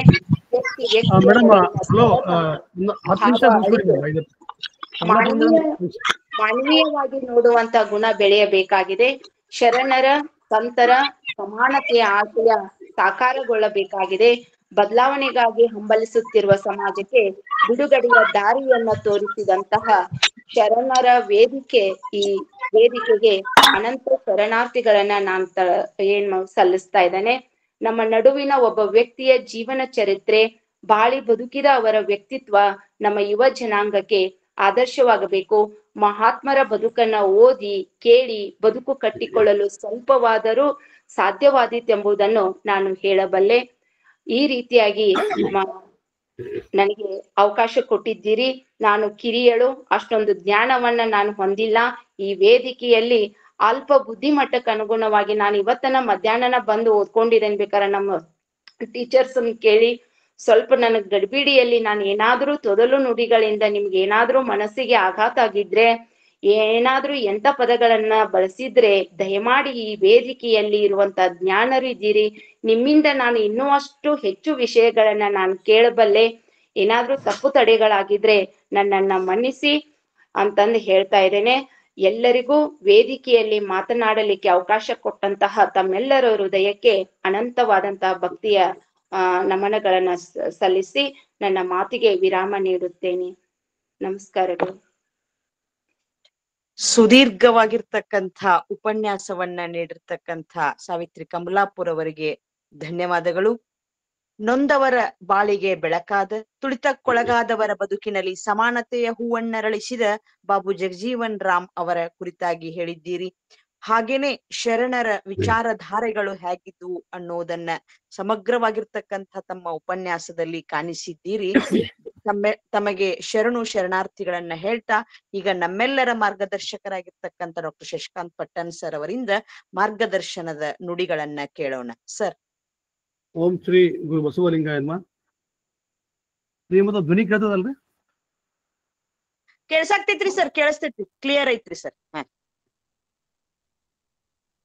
ಇವತ್ತು ನೊಂದವರ ಧ್ವನಿ, ದಲಿತ ನಾಯಕ, ಭಾರತದೊಳಗೆ ಸುದೀರ್ಘವಾಗಿ ರಾಜಕೀಯ ಬೇರೆ ಬೇರೆ ಖಾತೆಯೊಳಗ ಕಾರ್ಯ ಮಾಡಿದಂತ ಅತ್ಯಂತ ಹಿರಿಯ ಮುತ್ಸದ್ದಿ ಅಂದ್ರೆ ಡಾಕ್ಟರ್ ಬಾಬು ಜಗಜೀವನ್ ರಾಮ್. ನಾನು ಬಾಬು ಜಗಜೀವನ್ ರಾಮ್ ಅವ್ರನ್ನ ಮೊಟ್ಟ ಮೊದಲಿಗೆ ನೋಡಿದ್ದು 1976 ನಾನು ಸೈನಿಕ ಶಾಲೆ ವಿದ್ಯಾರ್ಥಿಯಾಗಿದ್ದೆ. ಅವಾಗ ಎಮರ್ಜೆನ್ಸಿ ಟೈಮು. 1975-77 ಎಮರ್ಜೆನ್ಸಿ ಒಳಗೆ ಆರಂಭದೊಳಗೆ ಮೊಟ್ಟ ಮೊದಲಿಗೆ ಇಂದಿರಾ ಗಾಂಧಿ ಅವರಿಗೆ ಬೆಂಬಲ ಸೂಚಿಸಿದವರು ಜಗಜೀವನ್ ರಾಮ್ ಅವರು. ಆಮೇಲೆ 77ಕ್ಕೆ ಅವ್ರು ರಾಜೀನಾಮೆ ಕೊಟ್ಟು ಬಂದರು. ಬಹುಶಃ 77ರ ಚುನಾವಣೆಯೊಳಗ ಜನತಾ ಪಕ್ಷ ಬಂದಾಗ ಒಂದು ಕಾರಣ ಅಂತಂದ್ರೆ ಇವರ ಮಗ ಒಂದು ಹಗರಣದೊಳಗೆ ಸಿಕ್ಕೊಂಡಿದ್ದ, ಲೈಂಗಿಕ ಹಗರಣದೊಳಗ. ಆ ಕಾರಣದಿಂದ ಇವರಿಗೆ ಪ್ರಧಾನಿ ಪಟ್ಟವನ್ನ ಕಳ್ಕೊಂತು. ಬಹುಶಃ ಭಾರತ ಮೊಟ್ಟ ಮೊದಲಿಗೆ ಒಬ್ಬ ದಲಿತ ಪ್ರಧಾನಿಯನ್ನ ಆಗುವ ಒಂದು ಅವಕಾಶವನ್ನ ಕಳ್ಕೊಳ್ತು ಅಂತಕ್ಕಂಥದ್ದು ಈ ಸಂದರ್ಭದಾಗ. ಬಾಬು ರಾಜೇಂದ್ರ ಪ್ರಸಾದ್ ಅವರ ಅತ್ಯಂತ ಆತ್ಮೀಯರು, ನೆಹರೂರವ್ರ ಜೊತೆಗೆ, ಗಾಂಧಿಯವ್ರ ಜೊತೆಗೆ. ಅಷ್ಟೇ ಅಲ್ಲ, 20ನೇ ವರ್ಷಕ್ಕ ಸುಭಾಷ್ ಚಂದ್ರರ ಒಡನಾಟಕ್ಕ ಅವರು ಸುಮಾರು 50,000 ಜನರನ್ನ ಕೂಡಿಸ್ತಕ್ಕಂಥ ಕೆಲಸ, ಅಂತ ಬಹಳ ದೊಡ್ಡ ಕೆಲಸ ಅವರು ಮಾಡಿದ್ರು. ಕೃಷಿಯೊಳಗ ವಿಶೇಷ ಪ್ರಾವೀಣ್ಯತೆ ಮಾಡಿದ್ರು, PhD ಅನ್ನು ಮಾಡಿದ್ರು. ನಾವು ಅಂಬೇಡ್ಕರ್ ಅವ್ರ ಜೊತೆಗೆ ಬಾಬು ಜಗಜೀವನ್ ರಾಮನ್ನ ಒಂದು ತುಲನಾತ್ಮಕವಾಗಿ ನೋಡಿದಾಗ ಅಂಬೇಡ್ಕರ್ ಅವರು ನಿರಂತರವಾಗಿ ಕಾಂಗ್ರೆಸ್ ಅನ್ನ ವಿರೋಧ ಮಾಡ್ಕೊಂಡು ಬಂದ್ರು. ಅವರು ಸಂವಿಧಾನವನ್ನು ರಚಿಸಿದ್ರು. ಗಾಂಧಿಯವರು ಅಂಬೇಡ್ಕರ್ ಮತ್ತು ಬಾಬು ಜಗಜೀವನ್ ರಾಮ್ ನನಗೆ 2 ಕಣ್ಣುಗಳು ಅಂತಿದ್ರು. ಜಗಜೀವನ್ ರಾಮರ ಪ್ರೀತಿ ಎಷ್ಟಿತ್ತಂದ್ರ ಅವರನ್ನು ಎಂದೂ ಕೂಡ ಗಾಂಧಿಯವರ ಪ್ರೋತ್ಸಾಹ ಮಾಡಲಿಲ್ಲ. ಅದರ ಅಂಬೇಡ್ಕರ್ ಬಗ್ಗೆ ವಿಶೇಷವಾದ ಒಲವು ಗಾಂಧೀಜಿಯವರಿಗಿತ್ತು. ನೆಹರೂರವರ ಸರ್ಕಾರದೊಳಗ 1952 ಮತ್ತು 56 ಸಂದರ್ಭದೊಳಗ ಮೊದಲನೇ ಆಂತರಿಕ ಒಂದು ಸರ್ಕಾರದೊಳಗ ಅವರಿಗೆ ಕಾನೂನು ಮಂತ್ರಿ ಕೊಟ್ಟರು. ಅದೇ ಇದ್ರೊಳಗ ಇವರಿಗೆ ಕಾರ್ಮಿಕ ಸಚಿವರಾಗಿ ಕೆಲಸ ಮಾಡ್ತಿರ್ತಾರೆ. ನೆಹರೂರೊಳಗ ತಮ್ಮ ಜೀವಿತ ಅವಧಿಯೊಳಗೆ 8 ಚುನಾವಣೆಗಳನ್ನು ಎದುರಿಸಿ 8 ಚುನಾವಣೆಗಳಿಗೆ ಯಶಸ್ವಿಯನ್ನು ಪಡೆದವರು ಅಂತಂದ್ರೆ ಬಾಬು ಜಗಜೀವನ್ ರಾಮ್ ಅವರು. ತಮಗೆಲ್ಲ ಗೊತ್ತಿರುವ ಹಾಗೆ ಗಾಂಧೀಜಿಯನ್ನ ಕಟ್ಟಾ ವಿರೋಧ ಮಾಡ್ತಾ 1930ರ ಪುನಃ ಒಪ್ಪಂದದ ಸಂದರ್ಭದೊಳಗ ಯರವಾಡ ಜೈಲೊಳಗಿರ್ತಕ್ಕಂಥ ಗಾಂಧೀಜಿ ಮತ್ತು ಅಲ್ಲಿ ಇವರ ಮಧ್ಯೆ ಒಂದು ಮಧ್ಯಸ್ಥಿಕೆ ಬೇಕಾಗಿರ್ತೈತಿ. ಆ ಮಧ್ಯಸ್ಥಿಕೆ ಅಂತಂದ್ರೆ ದಲಿತರಿಗೆ ಪ್ರತ್ಯೇಕ ಮತದಾನದ ಹಕ್ಕು ಬೇಕು, ನಮಗೆ ಸಪರೇಟ್ ಕ್ಯಾಂಡಿಡೇಟರ್ ಸೆಲೆಕ್ಷನ್ ಮಾಡ್ತೀವಿ, ನಾವು ಮತದಾನ ಬೇಕು ಅಂತಕ್ಕಂಥ ಸಂದರ್ಭವನ್ನ ಗಾಂಧೀಜಿ ಒಪ್ಪೋದಿಲ್ಲ. ಅಲ್ಲಿ ಎರವಾಡ ಜಿಲ್ಲೆಗೆ ಇರ್ತಾರೆ. ಗಾಂಧಿಯನ್ನ ಹಲವಾರು ಬಾರಿ ಗಾಂಧೀಜಿಯವರನ್ನ ಅಂಬೇಡ್ಕರ್ ಅವರ ತಾತ್ವಿಕವಾಗಿ ವಿರೋಧಿಸಿದ್ರು ಕೂಡ ಬಹಳಷ್ಟು ಸಲ ಅವ್ರ ಮೇಲೆ ಟೀಕೆ ಮಾಡಿದ್ರು, ವಿರೋಧಿಸಿದ್ರು. ಆದ್ರೆ ಗಾಂಧೀಜಿ ಯಾವಾಗ ಸಂವಿಧಾನ ಕರಡು ಸಮಿತಿಯನ್ನ ಅವರಿಗೆ ಕೊಡಬೇಕು ಅಂತ ಕೊಂಡಿರೋರು ಹೇಳ್ತಾರ. ಮತ್ತವರಿಗೆಲ್ಲ ಅವ್ರಿಗೆ ರಾಜಾಜಿಯವ್ರು ಕೊಡಬೇಕು ಅಂತಂದಾಗ ಬೇಡ, ರಾಜಾಜಿಯವರ ಅಲ್ಲ, ನಾನು ಅವ್ರಿಗೆ ಕೊಟ್ಟರೆ ಮಾತ್ರ ನಾನು ಬೆಂಬಲ ಕೊಡ್ತೀನಿ ಅಂತಕ್ಕಂಥ ಸಂದರ್ಭದೊಳಗೆ ಅಂಬೇಡ್ಕರ್ ಜೊತೆಗೆ ಇರ್ತಾರೆ. ಆದ್ರೆ ಜಗಜೀವನ್ ರಾಮ್ ಅವರು ಕಾಂಗ್ರೆಸ್ ಜೊತೆಗೆ, ನೆಹರು ಅವ್ರ ಜೊತೆಗೆ, ಭಾರತದ ಒಟ್ಟು ವ್ಯವಸ್ಥೆಯ ಜೊತೆಗೆ ಒಟ್ಟಾರೆಯಾಗಿ ಬದುಕಿ ಸಾಮರಸ್ಯವನ್ನು ಕಂಡುಕೊಂಡ್ರು. ಯಾವ ಅಸ್ಪೃಶ್ಯ ನಿವಾರಣೆಯನ್ನ ತಮ್ಮ ಜೀವನದುದ್ದಕ್ಕೂ ಮೂಕನಾಯಕನ ಮೂಲಕ ಅಂಬೇಡ್ಕರ್ ಅವರು ಮಾಡ್ಲಿಕ್ಕೆ ಸಂಪೂರ್ಣವಾಗಿ ಯಶಸ್ವಿ ಆಗ್ಲಿಲ್ಲೋ ಅದ್ರ ಇಡೀ ವ್ಯವಸ್ಥೆ ಜೊತೆಗೇ ಇದ್ದು ರಾಜಿ ಮಾಡಿಕೊಳ್ಳದೆ ತಮ್ಮ ತತ್ವನಿಷ್ಠೆಗಳನ್ನ ಇಟ್ಕೊಂಡ್ರು. ಆಮೇಲೆ ಅವರು ಹೋರಾಟ ಮಾಡಿದ್ರು. 1971 ಯಾವಾಗ ಬಾಂಗ್ಲಾ ಏನು ಪೂರ್ವ ಪಾಕಿಸ್ತಾನ ಮತ್ತು ಪಶ್ಚಿಮ ಪಾಕಿಸ್ತಾನ ಅಂತಕ್ಕಂಥದ್ದು ಆ ಯುದ್ಧ ಆದಾಗ ಅವಾಗ ಬಾಬು ಜಗಜೀವನ್ ರಾಮ್ ಅವರು ಅದರ ಹಿಂದಿನ ರೂವಾರಿಗಳಾಗಿದ್ರು, ರಕ್ಷಣಾ ಸಚಿವರಾಗಿದ್ರು. 1974 ಭಾರತ ಕಂಡಂತ ಅತ್ಯಂತ ಭೀಕರ, ನಾವು 6-7 ವರ್ಷದವ್ರು, ನಾವು ಭೀಕರ ಬರಗಾಲ, ಅಮೆರಿಕ ಜೊತೆಗೆ PL-450 ಒಪ್ಪಂದವನ್ನು ಮಾಡಿಕೊಂಡು ಆಹಾರ ಸಚಿವರಾಗಿದ್ರು. ಬಹುಶಃ ಆಹಾರ, ಕೃಷಿ, ಕಾರ್ಮಿಕ, ಸಂಪರ್ಕ, ರಕ್ಷಣೆ 13 ಖಾತೆಗಳನ್ನ ಬೇರೆ ಬೇರೆ ಖಾತೆಗಳನ್ನ ಹೊಂದತಕ್ಕಂಥವ್ರು ಬಾಬು ಜಗಜೀವನ್ ರಾಮ್. PL-450 ಮಾಡಿ ಇಂದಿರಾ ಗಾಂಧಿ ಅವರಿಗೆ ಸಬ್ಮಿಷನ್ ಮಾಡಿ ಅವರು ಕೊಡ್ತಾರೆ. ತಮ್ಮ 38ನೇ ವರ್ಷಕ್ಕ ಅವರು ವಿಶ್ವಸಂಸ್ಥೆಯ ಅಂತಾರಾಷ್ಟ್ರೀಯ ಕಾರ್ಮಿಕ ಒಂದು ಸಮ್ಮೇಳನದ ಅಧ್ಯಕ್ಷತೆಯನ್ನ ಅವ್ರು ವಹಿಸ್ತಾರ. ಬಾಬು ಜಗಜೀವನ್ ರಾಮ್ ಕೃಷಿ ಅವರ ಪ್ರಪೋಸ್ ಅಂದ್ರೆ ಏನು ಪ್ರತಿಪಾದನೆ ಮಾಡಿದಲ್ಲ ಕೃಷಿ ನೀತಿಯನ್ನ, ಅದು ಬಹುಶಃ ಇಡೀ ಭಾರತದ ಹಸಿರು ಕ್ರಾಂತಿಗೆ ಕಾರಣ ಆಯಿತು ಅಂತಕ್ಕಂಥದ್ದು. ಇದು ಎಲ್ಲವನ್ನ ಕೂಡ ನಾನು ಯಾಕೆ ಹೇಳ್ತೀನಿ ಅಂತಂದ್ರೆ, ಬಾಬು ಜಗಜೀವನ್ ರಾಮ್ ಅವರು ತಮಗೆ ಸಾಕಷ್ಟು ಅವಮಾನಗಳದು. ಅವ್ರು ಹೇಳ್ದಂಗ ಮೂರ್ತಿಯನ್ನ ತೊಳೆದ್ರು, ಎಷ್ಟೋ ಗುಡಿಗುಂಡಾರದೊಳಗ ಅವ್ರಿಗೆ ಪರವಾನಗಿಗಳು ಕೊಡ್ಲಿಲ್ಲ. ಅಷ್ಟೇ ಅಲ್ಲ, ಅವರ 2ನೇ ಕಾಲಘಟ್ಟದೊಳಗ ಅಂದ್ರೆ 79 ಯಾವಾಗ ಮುರಾರ್ಜಿ ಅವರು ರಾಜೀನಾಮೆ ಕೊಟ್ಟಾಗ, ಯಾಕಂದ್ರೆ ಇವರಲ್ಲಿ ರಾಜನಾರಾಯಣ, ಜಾರ್ಜ್ ಫರ್ನಾಂಡಿಸು, ಅಂದ್ರೆ ನನ್ನ 48 ವರ್ಷದ ಜಗಜೀವನ್ ರಾಮ್ ಅವರ ಬಗ್ಗೆ ಮತ್ತು ಕಾಂಗ್ರೆಸ್ಸೇತರ ಸರ್ಕಾರದ JP ಚಳುವಳಿಯ ಬಗ್ಗೆ ಓದ್ಕೊಂಡಾಗ ಆರಂಭದೊಳಗ ನಿಜಲಿಂಗಪ್ಪನವರು ಜಯಪ್ರಕಾಶ್ ನಾರಾಯಣ ಅವರಿಗೆ ಈ ಸಂಘ ಪರಿವಾರವನ್ನ RSS ಅನ್ನ ಸೇರಿಸಬೇಡ್ರಿ ಅಂತ ಹೇಳ್ತಾರೆ, ಇನ್ಕ್ಲೂಡಿಂಗ್ ಜಗಜೀವನ್ ರಾಮ್. ಜಗಜೀವನ್ ರಾಮ್ ಅವರು ಗಾಂಧಿಗೆ ಎಷ್ಟು ಬೆಲೆ ಕೊಡ್ತಿದ್ರು ಅಷ್ಟೇ ಜಯಪ್ರಕಾಶ್ ನಾರಾಯಣ ಕೊಡ್ತಿದ್ರು. ಹೀಗಾಗಿ ಜಗಜೀವನ್ ರಾಮರಿಗೆ ದೊರೆತಂತ ಅವಕಾಶಗಳು 2ನೇ ಸಲ 79 ಚರಣ್ ಸಿಂಗರನ್ನ ಕರೆದಾಗ ಒಂದು ಜಾಟ್ ಸಮುದಾಯಕ್ಕೆ ಸೇರಿದಂತವ್ರು, ಮೇಲ್ವರ್ಗದಂತ ಸೇರಿದವರು, ಲಾಲೂ ಪ್ರಸಾದ ಮತ್ತೆಲ್ಲರೂ ಕೂಡ್ಕೊಂಡು, ಅವಾಗ ಕಿಶನ್ ಪಟ್ನಾಯಕ್, ಲಾಲೂ ಪ್ರಸಾದ ಇವರೆಲ್ಲರೂ ಕೂಡ್ಕೊಂಡು ನಾವು ಚರಣ್ ಸಿಂಗರ್ ಜೋಡಿ ಹೋಗ್ತೀವಿ ಅಂತ ತಿಳ್ಕೊಂಡು ಚರಣ್ ಸಿಂಗರ್ ಮಾಡ್ತಾರೆ. ಬಹುಶಃ ಇವರಿಗೆ ಯಾವಾಗ ಬೆಲೆಯೂ ಸಿಗಂಗಿಲ್ಲ. ಅವಾಗಲೇ ಇವರು ಇಡೀ ಜನತಾ ಪಕ್ಷ ಇಬ್ಬಾಗ ಆಗಿರ್ತೈತಿ. ರಾಜನಾರಾಯಣ್, ದೇವಿಲಾಲ್, ಚರಣ್ ಸಿಂಗ್ ಅವ್ರೊಂದ್ ಕಡೆ ಆಗಿರ್ತಾರ. ರಾಜನಾರಾಯಣ್ ಮತ್ತೆ ಅವರನ್ನ ವಿರೋಧ ಮಾಡ್ತಾರ. ಕಾಂಗ್ರೆಸ್ ಜೆ ಅಂತ ತಿಳ್ಕೊಂಡು ಜಗಜೀವನ್ ರಾಮ್ ಕಾಂಗ್ರೆಸ್ ಅಂತಕ್ಕಂಥ ಪಕ್ಷವನ್ನ ಇವ್ರು ಕಟ್ಟಿ ಹಾಕ್ತಾರ. ತಮ್ಮ 78ನೇ ವರ್ಷದವರೆಗೆ ಸಕ್ರಿಯ ರಾಜಕಾರಣ ಮಾಡಿ ಸಮಗ್ರ ಭಾರತದ ಕೃಷಿ, ರಕ್ಷಣೆ, ಸಂಪರ್ಕ, ಅಂಚೆ ವ್ಯವಹಾರ ಎಲ್ಲ ಖಾತೆಗಳನ್ನ, ರಕ್ಷಣೆ ಎಲ್ಲಗಳನ್ನ ಸಮಗ್ರವಾಗಿ ಅಧ್ಯಯನ ಮಾಡಿ ಅದಕ್ಕೊಂದು ಪ್ರೋಟೋಕಾಲ್ ಕೊಟ್ಟಂತವ್ರು ಯಾರಂತಂದ್ರೆ ಬಾಬು ಜಗಜೀವನ್ ರಾಮ್. ನಾನು ಡಾಕ್ಟರ್ ಸಾವಿತ್ರಿ ಕಮಲಾಪುರ ಅವ್ರಿಗೆ ಏನು ಹೇಳ್ತೀವಿ ಅಂದ್ರೆ, ವಿಷಯಕ್ಕೆ ಗಂಭೀರವಾದಂಥ ವಿಷಯ 1 ಗಂಟೆ ಒಳಗೆ ನಾನು ಹೆಂಗ್ ಮುಗಿಸ್ತಾರ ಅಂತಂದಾಗ ವಚನ ಸಾಹಿತ್ಯ ಇದೇ ಇರ್ತೈತಿ, ಉಳಿದವೆಲ್ಲವೂ ಇರ್ತಾವ. ಅವುಗಳನ್ನೆಲ್ಲವನ್ನು ತೆಗೆದುಕೊಳ್ಳಾರ್ದೆ ಅವರೇ ಹೇಳ್ದಂಗೆ ಒಬ್ಬ ಕೃಷಿ ಸಚಿವರಾಗಿ ಹೆಂಗ್ ಮಾಡಿದ್ರು, ಒಬ್ಬರು ಆಹಾರ ಸಚಿವರಾಗಿ ಹೆಂಗ್ ಕೆಲಸ ಮಾಡಿದ್ರು, ಒಬ್ಬರು ಕಾನೂನು ಮಂತ್ರಿಯಾಗಿ ಹೆಂಗ್ ಮಾಡಿದ್ರು, ರೈಲ್ವೆ ಮಂತ್ರಿಯಾಗಿ ಏನ್ ಮಾಡಿದ್ರು. ತಮ್ಮ ಆರಂಭಿಕ ಜೀವನದೊಳಗ ಅವರು ಸುಭಾಷ್ ಚಂದ್ರ ಬೋಸ್ ಜೊತೆಗೆ 1920-28 ಇವ ಒಂದು 50,000 ಜನರನ್ನ ಕೂಡಿಸ್ತಕ್ಕಂಥ ಕಾರ್ಯವನ್ನು ಮಾಡ್ತಾರ 27. ಹೀಗಾಗಿ ಅವ್ರು ಬನಾರಸ್ ಹಿಂದೂ ವಿಶ್ವವಿದ್ಯಾಲಯದೊಳಗ ದಲಿತ ವಿದ್ಯಾರ್ಥಿ ಸಂಘಟನೆ ಏನ್ ಮಾಡ್ತಾರ, ಅಲ್ಲಿ ಹಾಸ್ಟೆಲ್ ಊಟಕ್ಕ ಅಲ್ಲಿ ಏನೋ ಅವ್ರಿಗೆ ಒಬ್ಬ ಕ್ಷೌರಿಕ ಮಾಡಕ್ಕೆ ನಿರಾಕರಣೆ ಮಾಡ್ತಾರ, ಕೂದಲ ಕಟ್ ಮಾಡಂಗಿಲ್ಲ ಅಂತಂದಾಗ ಅಂತದ್ರ ವಿರುದ್ಧ ಹೋರಾಟ ಮಾಡ್ತಾರ. ಆ ವಿಶ್ವವಿದ್ಯಾಲಯವನ್ನು ತೊರೆದು ಬಿಡ್ತಾರ. ಅವ್ರು ಯಾರೇ ಬೇಡ ನನಗೆ ಈ ವಿಶ್ವವಿದ್ಯಾಲಯ ಅಂತ ತಿಳ್ಕೊಂಡು ಅಂದ್ರೆ ತಮ್ಮ ಶಿಕ್ಷಣವನ್ನು ಮತ್ತೆ ಮುಂದೆ ಕಲ್ಕತ್ತಾದೊಳಗ ಅವರು ಕಂಟಿನ್ಯೂ ಮಾಡ್ತಾರ. ಅಂದ್ರೆ ಇಡೀ ಇವತ್ತ ಜಗತ್ತಿನ ಜಾತಿಯ ತಾರತಮ್ಯ, ಅವ್ರು ಒಂದು ಮಾತನ್ನ ಬಹಳ ಚಂದ ಹೇಳೋದು, ಅಸ್ಪೃಶ್ಯದ ನಿವಾರಣೆಗಾಗಿ ಹೋರಾಟ ಮಾಡಿದಂತಹ ಬಸವಣ್ಣ, ಆತನ ಸಮುದಾಯ, ಆತನ ಬೆಂಬಲಿಗರು, ಆತನು ಕಟ್ಟಿಕೊಂಡಂತ ಮಠಗಳು ಕೂಡ ಇವತ್ತು ಅಸ್ಪೃಶ್ಯತೆಯನ್ನ ಆಚರಣೆ ಮಾಡ್ತಾವೆ. ನಾನು ಇವತ್ತು ಒಬ್ರು ನನಗೆ ನಮ್ಮ ಇದಾರೆ ಮಾದೇವಪ್ಪ ಅಂತ, ಟಿವಿ ಮಾದೇವಪ್ಪ ಅಂತ, ಅವರೊಂದು ಸಾಮಾಜಿಕವಾಗಿ ಚಿಂತನೆ ಮಾಡಿ ಫೋನ್ ಮಾಡಿದಾಗ ನಾನು ಹೇಳಿದೆ, ಪ್ರತಿಯೊಂದು ಮಠದ ಹೊರಗೆ ಈ ಮಠದಲ್ಲಿ ಅಸ್ಪೃಶ್ಯತೆ ಆಚರಣೆ ಮಾಡುವುದಿಲ್ಲ, ವಿರೋಧಿಸುತ್ತೇವೆ. ಈ ಮಠದಲ್ಲಿ ಗದ್ದಿಗೆ ಪೂಜೆ ಮಾಡುವುದಿಲ್ಲ. ಈ ಮಠದಲ್ಲಿ ಮಹಿಳೆಯರಿಗೆ ಅಸ್ಪೃಶ್ಯರಿಗೆ ಸಮಾನ ಅವಕಾಶ ಐತಿ. ಈ ಮಠದಲ್ಲಿ ಪಾದಪೂಜೆ ಇಲ್ಲ. ಹಿಂಗ್ ಬೋರ್ಡ್ ಮಾಡಿ ಹಾಕ್ಬೇಕು. ಅಂದ್ರೆ ಯಾವ ವ್ಯವಸ್ಥೆಯ ಹೋರಾಟದ ಆಂದೋಲನದ ಹಿಂದೆ ಹೋದಂತ ಲಿಂಗಾಯತರು, ನಾನು ಇವತ್ತು ಬಾಬು ಜಗಜೀವನರಾಮ್ ಆಗ್ಲಿ ಅಥವಾ ಇವ್ರಿಗೆ ಯಾಕೆ ಬಸವ ತತ್ವವನ್ನ ನಾವು ಮುಟ್ಟಿಸ್ಲಿಕ್ಕೆ ಆಗ್ಲಿಲ್ಲ ಅಂತಕ್ಕಂಥ ಸಂದರ್ಭ ನೋಡಿದಾಗ ಬಹುಶಃ ನಾವು ಎಲ್ಲಿಯೋ ಒಂದು ನಮ್ಮ ವ್ಯವಸ್ಥೆ ಸಾಂಸ್ಥೀಕರಣಗೊಂಡಂತ ವ್ಯವಸ್ಥೆ ವಚನ ಸಾಹಿತ್ಯವನ್ನ ಪ್ರಸಾರ ಮಾಡ್ಲಿಕ್ಕೆ ಆಗ್ಲಿಲ್ಲ.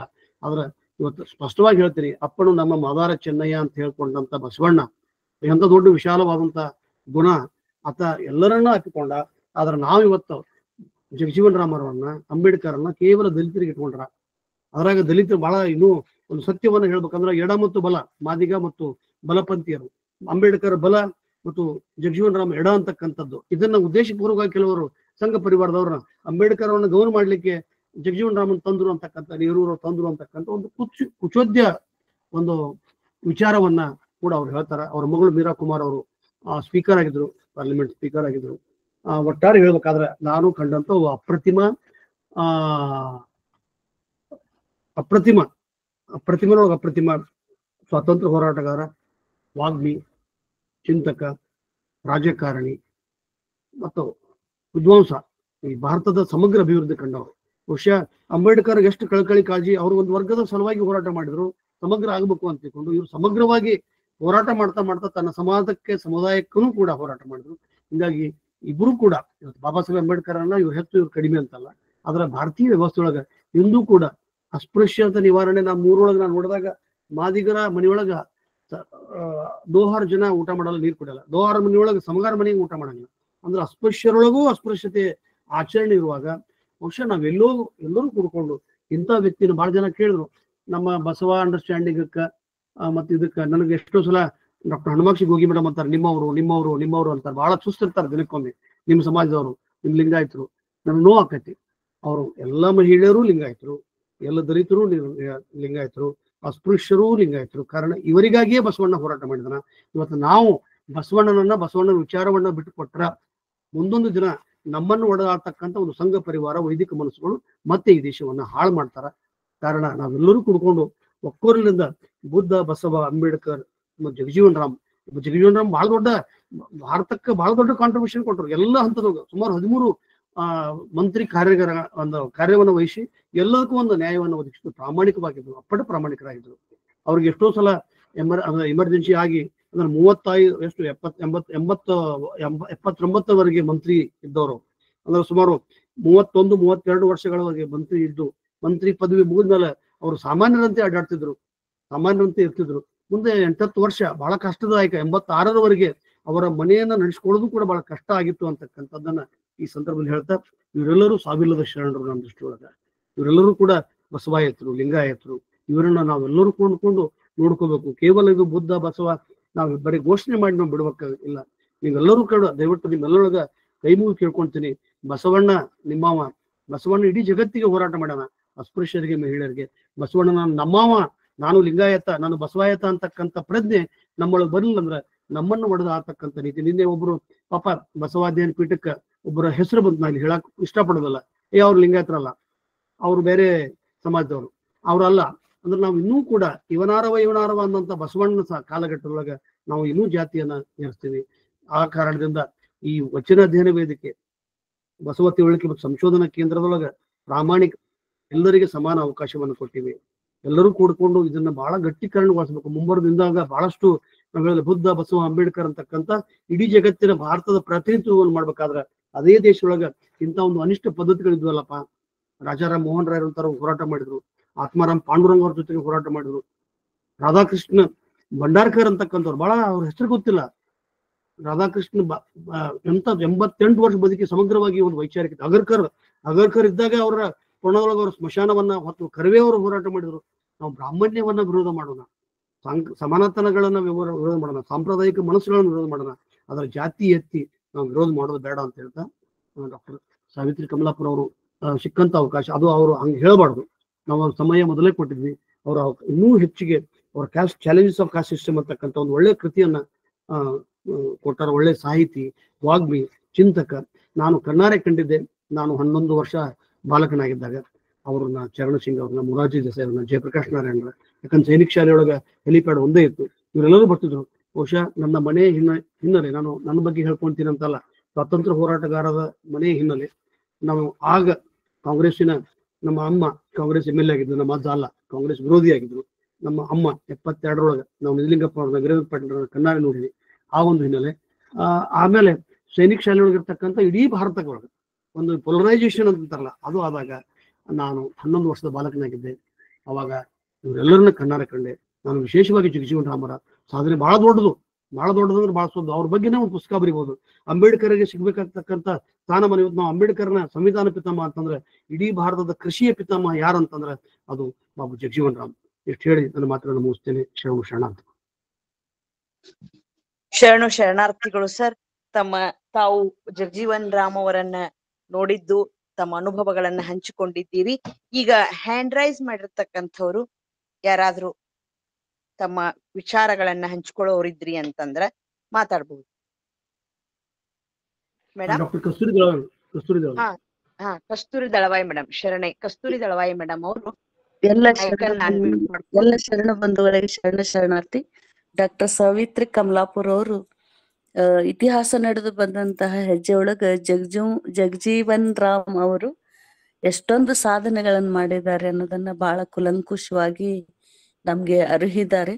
ಇಷ್ಟೆಲ್ಲಾ ಮಹನೀಯರು ಭಾರತದಂತ ದೇಶದೊಳಗ ದೀಪ ಹಚ್ಚಿದ್ರು ಇನ್ನೂ ಎಷ್ಟ್ ಕತ್ಲೈತಲ್ಲ, ಇನ್ನು ಇವ್ರೆಲ್ಲಾ ಹಚ್ಚಲಿಲ್ಲ ಅಂದ್ರ ನಾವ್ ಇನ್ನೂ ಯಾವ ಕತ್ತಲಾಗಿರ್ತಿದ್ವೇನ ಅಂತೇಳಿ ನನ್ ಮನಸ್ಸು ಆಲೋಚನೆ ಮಾಡ್ತಿದ್ವಿ ವೈಯಕ್ತಿಕವಾಗಿ ಅಷ್ಟ. ಇನ್ನಷ್ಟು ಬೆಳಕು ಪಸರಿಸ್ಲಿ ಮಾನವೀಯತೆ ಅಂತ ಹೇಳಿ ಸಾವಿತ್ರಿ ಕಮಲಾಪುರ್ ಅವರು ಮತ್ತೆ ಆ ಜಗಜೀವನ್ ರಾಮ್ ಅವರ ಇನ್ನುಳಿದ ಇನ್ನೂ ಬಹಳಷ್ಟು ಸಾಗರದಷ್ಟು ಅವ್ರ ಸಾಧನೆಗಳದಾವ. ಮತ್ತೆ ನಮ್ಮ ವೇದಿಕೆಗಳಲ್ಲಿ ಅವ್ರು ಹಂಚ್ಕೊಳ್ಳಿ ಅಂತ ಹೇಳಿ ನಾನು ಮತ್ತೊಮ್ಮೆ ಎಲ್ರಿಗೂ ಶರಣಾರ್ಥಿಗಳನ್ನ ಸಲ್ಲಿಸಿ ನನ್ನ 2 ಮಾತುಗಳನ್ನು ಮುಗಿಸ್ತೇನೆ. ಧನ್ಯವಾದ. ಡಾಕ್ಟರ್ ಕಮಲಾಕ್ಷಿ ಗುಗಿ ಅವರ ಆದ್ಮೇಲೆ ಸದಾನಂದ ಪಡ್ನಾಳ್. ಕಮಲಾಕ್ಷಿ ಗುಗಿ ಮೇಡಮ್ ಮಾತಾಡಿ. ಹನುಮಾಕ್ಷಿ ಗುಗಿ ಮೇಡಮ್ ಅವ್ರು ಗುಗಿ ಮೇಡಮ್, ಡಾಕ್ಟರ್ ಹನುಮಾಕ್ಷಿ ಗುಗಿ ಮೇಡಮ್ ಅವರು ಇದೀರಾ ಮೇಡಮ್? ಸರ್ ಅವ್ರು ಇಲ್ಲೇನೋರಿ? ಯಾರು ಸಿದ್ದಪ್ಪ ಪಡ್ನಾಳ್ ಅವರು. ಸಿದ್ದಪ್ಪ ಪಡ್ನಾಳ್. ಎಲ್ಲರಿಗೂ ಶರಣಾರ್ಥಿಗಳು. ಜಗಜೀವನ್ ರಾವ್ ಅವರ ತಂದೆ ಆಚರಿಸುತ್ತಿದ್ದ ಈ ಧರ್ಮದ ಬಗ್ಗೆ ಅವರು ಆಚರಿಸುತ್ತಿದ್ರು. ಅವರು ಮೂರ್ತಿ ಪೂಜೆ ಮಾಡ್ತಿದ್ದಿಲ್ಲ, ಅವರು ಏಕ ದೇವೋಪಾಸನೆ ಮಾಡ್ತಿದ್ರು. ಇವೆಲ್ಲ ವಿಷಯ ನಮಗೆ ಬಹಳ ಗೊತ್ತಿದ್ದಿಲ್ಲ. ಎಷ್ಟು ಶರಣ ಧರ್ಮಕ್ಕ ಅವ್ರು ಆಚರಿಸಿರುತ್ತಿರುವಂತ ಅವ್ರು ಇದ್ದಂತ ಸ್ಥಿತಿ ಎಷ್ಟು ಸನಿಸನೆ ಇತ್ತು ಅಂತ ವಾತಾವರಣದೊಳಗೆ ಜಗಜೀವನ್ ರಾವ್ ಅವ್ರ ತಂದೆ, ಅವ್ರ ಮುತ್ತಾತ ಅವರು ಆ ವಾತಾವರಣದ ಆ ಮಂಟನದೊಳಗೆ ಬೆಳೆದಿದ್ದರಿಂದಲೇ ಅವ್ರು ಅಷ್ಟು ವಿಶಾಲ ಮನೋಭಾವದಿಂದ ಮತ್ತು ದೇಶದ ಅಭಿವೃದ್ಧಿ, ಸ್ವಾತಂತ್ರ್ಯ ಚಳವಳಿ ಇಂಥದ್ರಾಗ ಭಾಗವಹಿಸ್ಲಿಕ್ಕೆ ಕಾರಣ ಆಯ್ತು ಅನ್ನೋದು ಬಹಳ ವಿಷಯಗಳು ಸಿಕ್ಕು ನಮಗೆ. ಈ ಜಗಜೀವನ್ ರಾವ್ ಬಗ್ಗೆ ಇಷ್ಟು ಮಾಹಿತಿ ಏನಿಲ್ಲ ನನಗೆ. ಇದ್ರೊಳಗೆ ಒಂದು ಅವ್ರೇನು ಇತ್ತಿತ್ತಲಾಗ ಅವರು ರಾಜಕೀಯ ಸೇರಿ ಉಪ ಪ್ರಧಾನಿ ಆದದ್ದು ಇತ್ತೀಚೆಗೆ ಅಷ್ಟೇ ಸ್ವಲ್ಪ ಗೊತ್ತಿದ್ದು. ಇಷ್ಟು ವಿಶಾಲವಾದ ಅವರು ಪಂಡಿತರು, ಅವರು ಕೃಷಿ ಒಳಗೆ ಇವೆಲ್ಲ ವಿಷಯ ನಮ್ಮ ಬಹಳ ಅಮ್ಮವರು ಬಹಳ ಸುಂದರವಾಗಿ ಉಪನ್ಯಾಸ ನೀಡಿದರು. ನಮ್ಮ ಜ್ಞಾನದ ವೃದ್ಧಿ ಆಯ್ತು. ಬಹಳ ಸಂತೋಷ. ಇಂಥ ಉಪನ್ಯಾಸಗಳು ಬರ್ಲಿ. ಬರೀ ನಾವು ಲಿಂಗಾಯತರು ಇದ್ರೊಳಗೆ ಶರಣರದು ಅಥವಾ ಯಾವುದೇ ಬೇರೆ ಧರ್ಮದೊಳಗೂ ಬೇರೆ ಕಡೆಯೂ ಇಂಥ ಶರಣರ ಮನೋಸ್ಥಿತಿ ಇದ್ದವರು ಇದ್ರು ಅಂತ ತಿಳ್ಕೊಳಕ ಬಹಳ ಸಂತೋಷ ಅನಿಸ್ತು. ಎಲ್ಲರಿಗೂ ಶರಣಾರ್ಥಿಗಳು. ಅಮ್ಮವರಿಗೆ ಮತ್ತೊಮ್ಮೆ ಉಪನ್ಯಾಸ ನೀಡಿದ ಅಮ್ಮವರಿಗೆ ಮತ್ತೊಮ್ಮೆ ಧನ್ಯವಾದಗಳು. ಅವಕಾಶ ಕೊಟ್ಟದ್ದಕ್ಕೂ ಧನ್ಯವಾದಗಳು. ಶರಣಾರ್ಥಿಗಳು ಸರ್. ಈಗ ಮುಂದಿನದಾಗಿ ಯಾರಾದ್ರೂ ಹ್ಯಾಂಡ್ ರೈಸ್ ಮಾಡಿದ್ರೆ ಅವ್ರು ಯಾರು YBK ಅಂತೇನೋ ಇತ್ತು ಸರ್, ಯಾರಾದ್ರೂ ಮಾತಾಡ್ತಾ ಕೇಳಿ ಸರ್. YBG ಅಂತಿತ್ತು ನೋಡ್ರಿ ಸರ್. ದಯವಿಟ್ಟು ಯಾರಾದ್ರೂ ಇದ್ದೀರಾ ಹ್ಯಾಂಡ್ ರೈಸ್ ಮಾಡಿದವ್ರು ತಮ್ಮ ಅನಿಸಿಕೆಗಳನ್ನ ಹಂಚಿಕೊಳ್ಳುವವರು? ಯಾರ ಸರ್ ಏನ್ ತಗೊಳ್ಳಿ ಸರ್ ಮುಂದಿಂದ್ರಿ? ಮುಂದೆ ತೋಡ್ರಿ. ಶರಣ ಸಮರ್ಪಣೆ ತಗೊಳ್ಳಿ ಸರ್. ಹಾ, ತೋಡ್ರಿ. ಹಾ, ಶರಣ ಸಮರ್ಪಣೆ. ಈಗ ಶರಣು ಸಮರ್ಪಣೆ ಭರಮಶೆಟ್ಟಿ ಮೇಡಮ್ ಅವರು ಶರಣು ಸಮರ್ಪಣೆಯನ್ನ ಮಾಡ್ಬೇಕಂತ ತಿಳ್ಕೊಂಡು ಅವರಲ್ಲಿ ಕೇಳ್ಕೊಳ್ತೀನಿ. ಮೇಡಮ್ ಹಾ, madam. ಪ್ರೇಮೋದ ಮೇಡಮ್, ಹೌದು. ಹೇಳಿ ಲಾಸ್ಟ್ ಏನಪ್ಪಾ ಅಂದ್ರೆ ಇವ್ರು 1986 ಜುಲೈ 6ರಂದು ತೀರ್ಕೊಳ್ತಾರ. ಇವ್ರದ ಏನಪ್ಪಾ ಅಂದ್ರ ಪಾರ್ಥಿವ ಶರೀರವನ್ನ ಚಾಂದ್ವಾ ಗ್ರಾಮದಲ್ಲೇನೆ ಇದನ್ ಮಾಡ್ತಾರ. ಅದಷ್ಟು ಹೇಳ್ಬೇಕಾಗಿತ್ತು, ಹೇಳಿದ. ಸರಿ ಮೇಡಮ್. ಸರಿ ಮೇಡಮ್, ಸರಿ. ಹಾ, ಈಗ ಬಸಮ್ಮ ಭರಮಶೆಟ್ಟಿ ಮೇಡಮ್ ಅವರಿಂದ ಶರಣು ಸಮರ್ಪಣೆ. ಮೇಡಮ್ ಕೇಳಿಸ್ತಿದೆಯಾ ಧ್ವನಿ? ಹಾ, ಹಾ ಮೇಡಮ್, ಕೇಳಿಸ್ತಾ ಇದೆ. ಹಾ. ಓಂ ಶ್ರೀ ಗುರು ಬಸವಲಿಂಗಾಯ ನಮಃ. ಎಲ್ಲರಿಗೂ ಶರಣು ಶರಣಾರ್ಥಿಗಳು.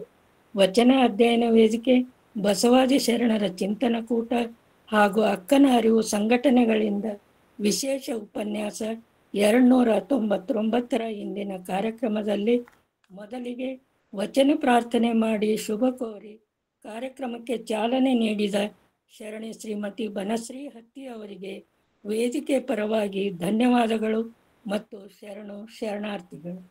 ಇಂದಿನ ಕಾರ್ಯಕ್ರಮಕ್ಕೆ ಎಲ್ಲರನ್ನೂ ಆತ್ಮೀಯವಾಗಿ ಸ್ವಾಗತಿಸುತ್ತಾ, ಇಂದಿನ ಉಪನ್ಯಾಸಕರನ್ನು ಪರಿಚಯಿಸುತ್ತಾ, ಅವರ ಸಾಧನೆ, ವಿದ್ಯಾಭ್ಯಾಸ, ಕೈಕೊಂಡ ಕಾರ್ಯಗಳ ಬಗ್ಗೆ ತಿಳಿಸುತ್ತಾ ವೇದಿಕೆಗೆ ಸ್ವಾಗತಿಸಿದ ಶರಣೆ ಶ್ರೀಮತಿ ಬಸಮ್ಮ ಗಂಗನಳ್ಳಿ ಅವರಿಗೆ ವೇದಿಕೆ ಪರವಾಗಿ ಧನ್ಯವಾದಗಳು ಮತ್ತು ಶರಣು ಶರಣಾರ್ಥಿಗಳು.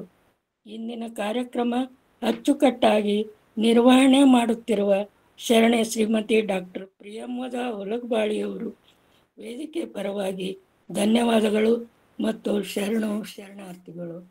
ಇಂದಿನ ಉಪನ್ಯಾಸದಲ್ಲಿ ಡಾಕ್ಟರ್ ಜಗಜೀವನ್ ರಾಮ್ ಅವರು ಹಸಿರು ಕ್ರಾಂತಿಯ ಹರಿಕಾರರು, ಬಾಲ್ಯದಲ್ಲಿಯೇ ಗಾಂಧೀಜಿಯವರ ಪ್ರಭಾವ ಅವರ ಮೇಲೆ ಹೇಗೆ ಬೀರಿತು, ಮುಂದೆ ಅವರು ಸಮಾಜ ಸುಧಾರಕರಾಗಿ ಹೇಗೆ ಪರಿವರ್ತನೆ ಹೊಂದಿದರು ಎಂದು ಅತ್ಯಂತ ಸವಿಸ್ತಾರವಾಗಿ ಸ್ಪಷ್ಟ ನುಡಿಗಳಲ್ಲಿ ತಿಳಿಸಿದ ಶರಣೆ ಶ್ರೀಮತಿ ಡಾಕ್ಟರ್ ಸಾವಿತ್ರಿ ಕಮಲಾಪುರ್ ಅವರಿಗೆ ವೇದಿಕೆ ಪರವಾಗಿ ಧನ್ಯವಾದಗಳು ಮತ್ತು ಶರಣು ಶರಣಾರ್ಥಿಗಳು. ಈ ವೇದಿಕೆಯ ಮಾರ್ಗದರ್ಶಕರು, ಸಂಘಟಕರು ಆದ ಎಂದಿನಂತೆ ಉತ್ತಮ ಮಾರ್ಗದರ್ಶನದ ನುಡಿಗಳನ್ನು ಪರಿಣಾಮಕಾರಿಯಾಗಿ ನುಡಿದ ಶರಣರಾದ ಡಾಕ್ಟರ್ ಪಟ್ಟಣ್ ಸರ್ ಅವರಿಗೆ ವೇದಿಕೆ ಪರವಾಗಿ ಭಕ್ತಿಪೂರ್ವಕ ಧನ್ಯವಾದಗಳು ಮತ್ತು ಶರಣು ಶರಣಾರ್ಥಿಗಳು. ಇಂದಿನ ಕಾರ್ಯಕ್ರಮದಲ್ಲಿ ಎಂದಿನಂತೆ ತಾಂತ್ರಿಕ ಸಹಾಯ ನೀಡುತ್ತಿರುವ ಶರಣೆ ಶ್ರೀಮತಿ ದಾನಮ್ಮ ಜಳಕಿ ಅವರಿಗೆ ವೇದಿಕೆ ಪರವಾಗಿ ಧನ್ಯವಾದಗಳು ಮತ್ತು ಶರಣು ಶರಣಾರ್ಥಿಗಳು.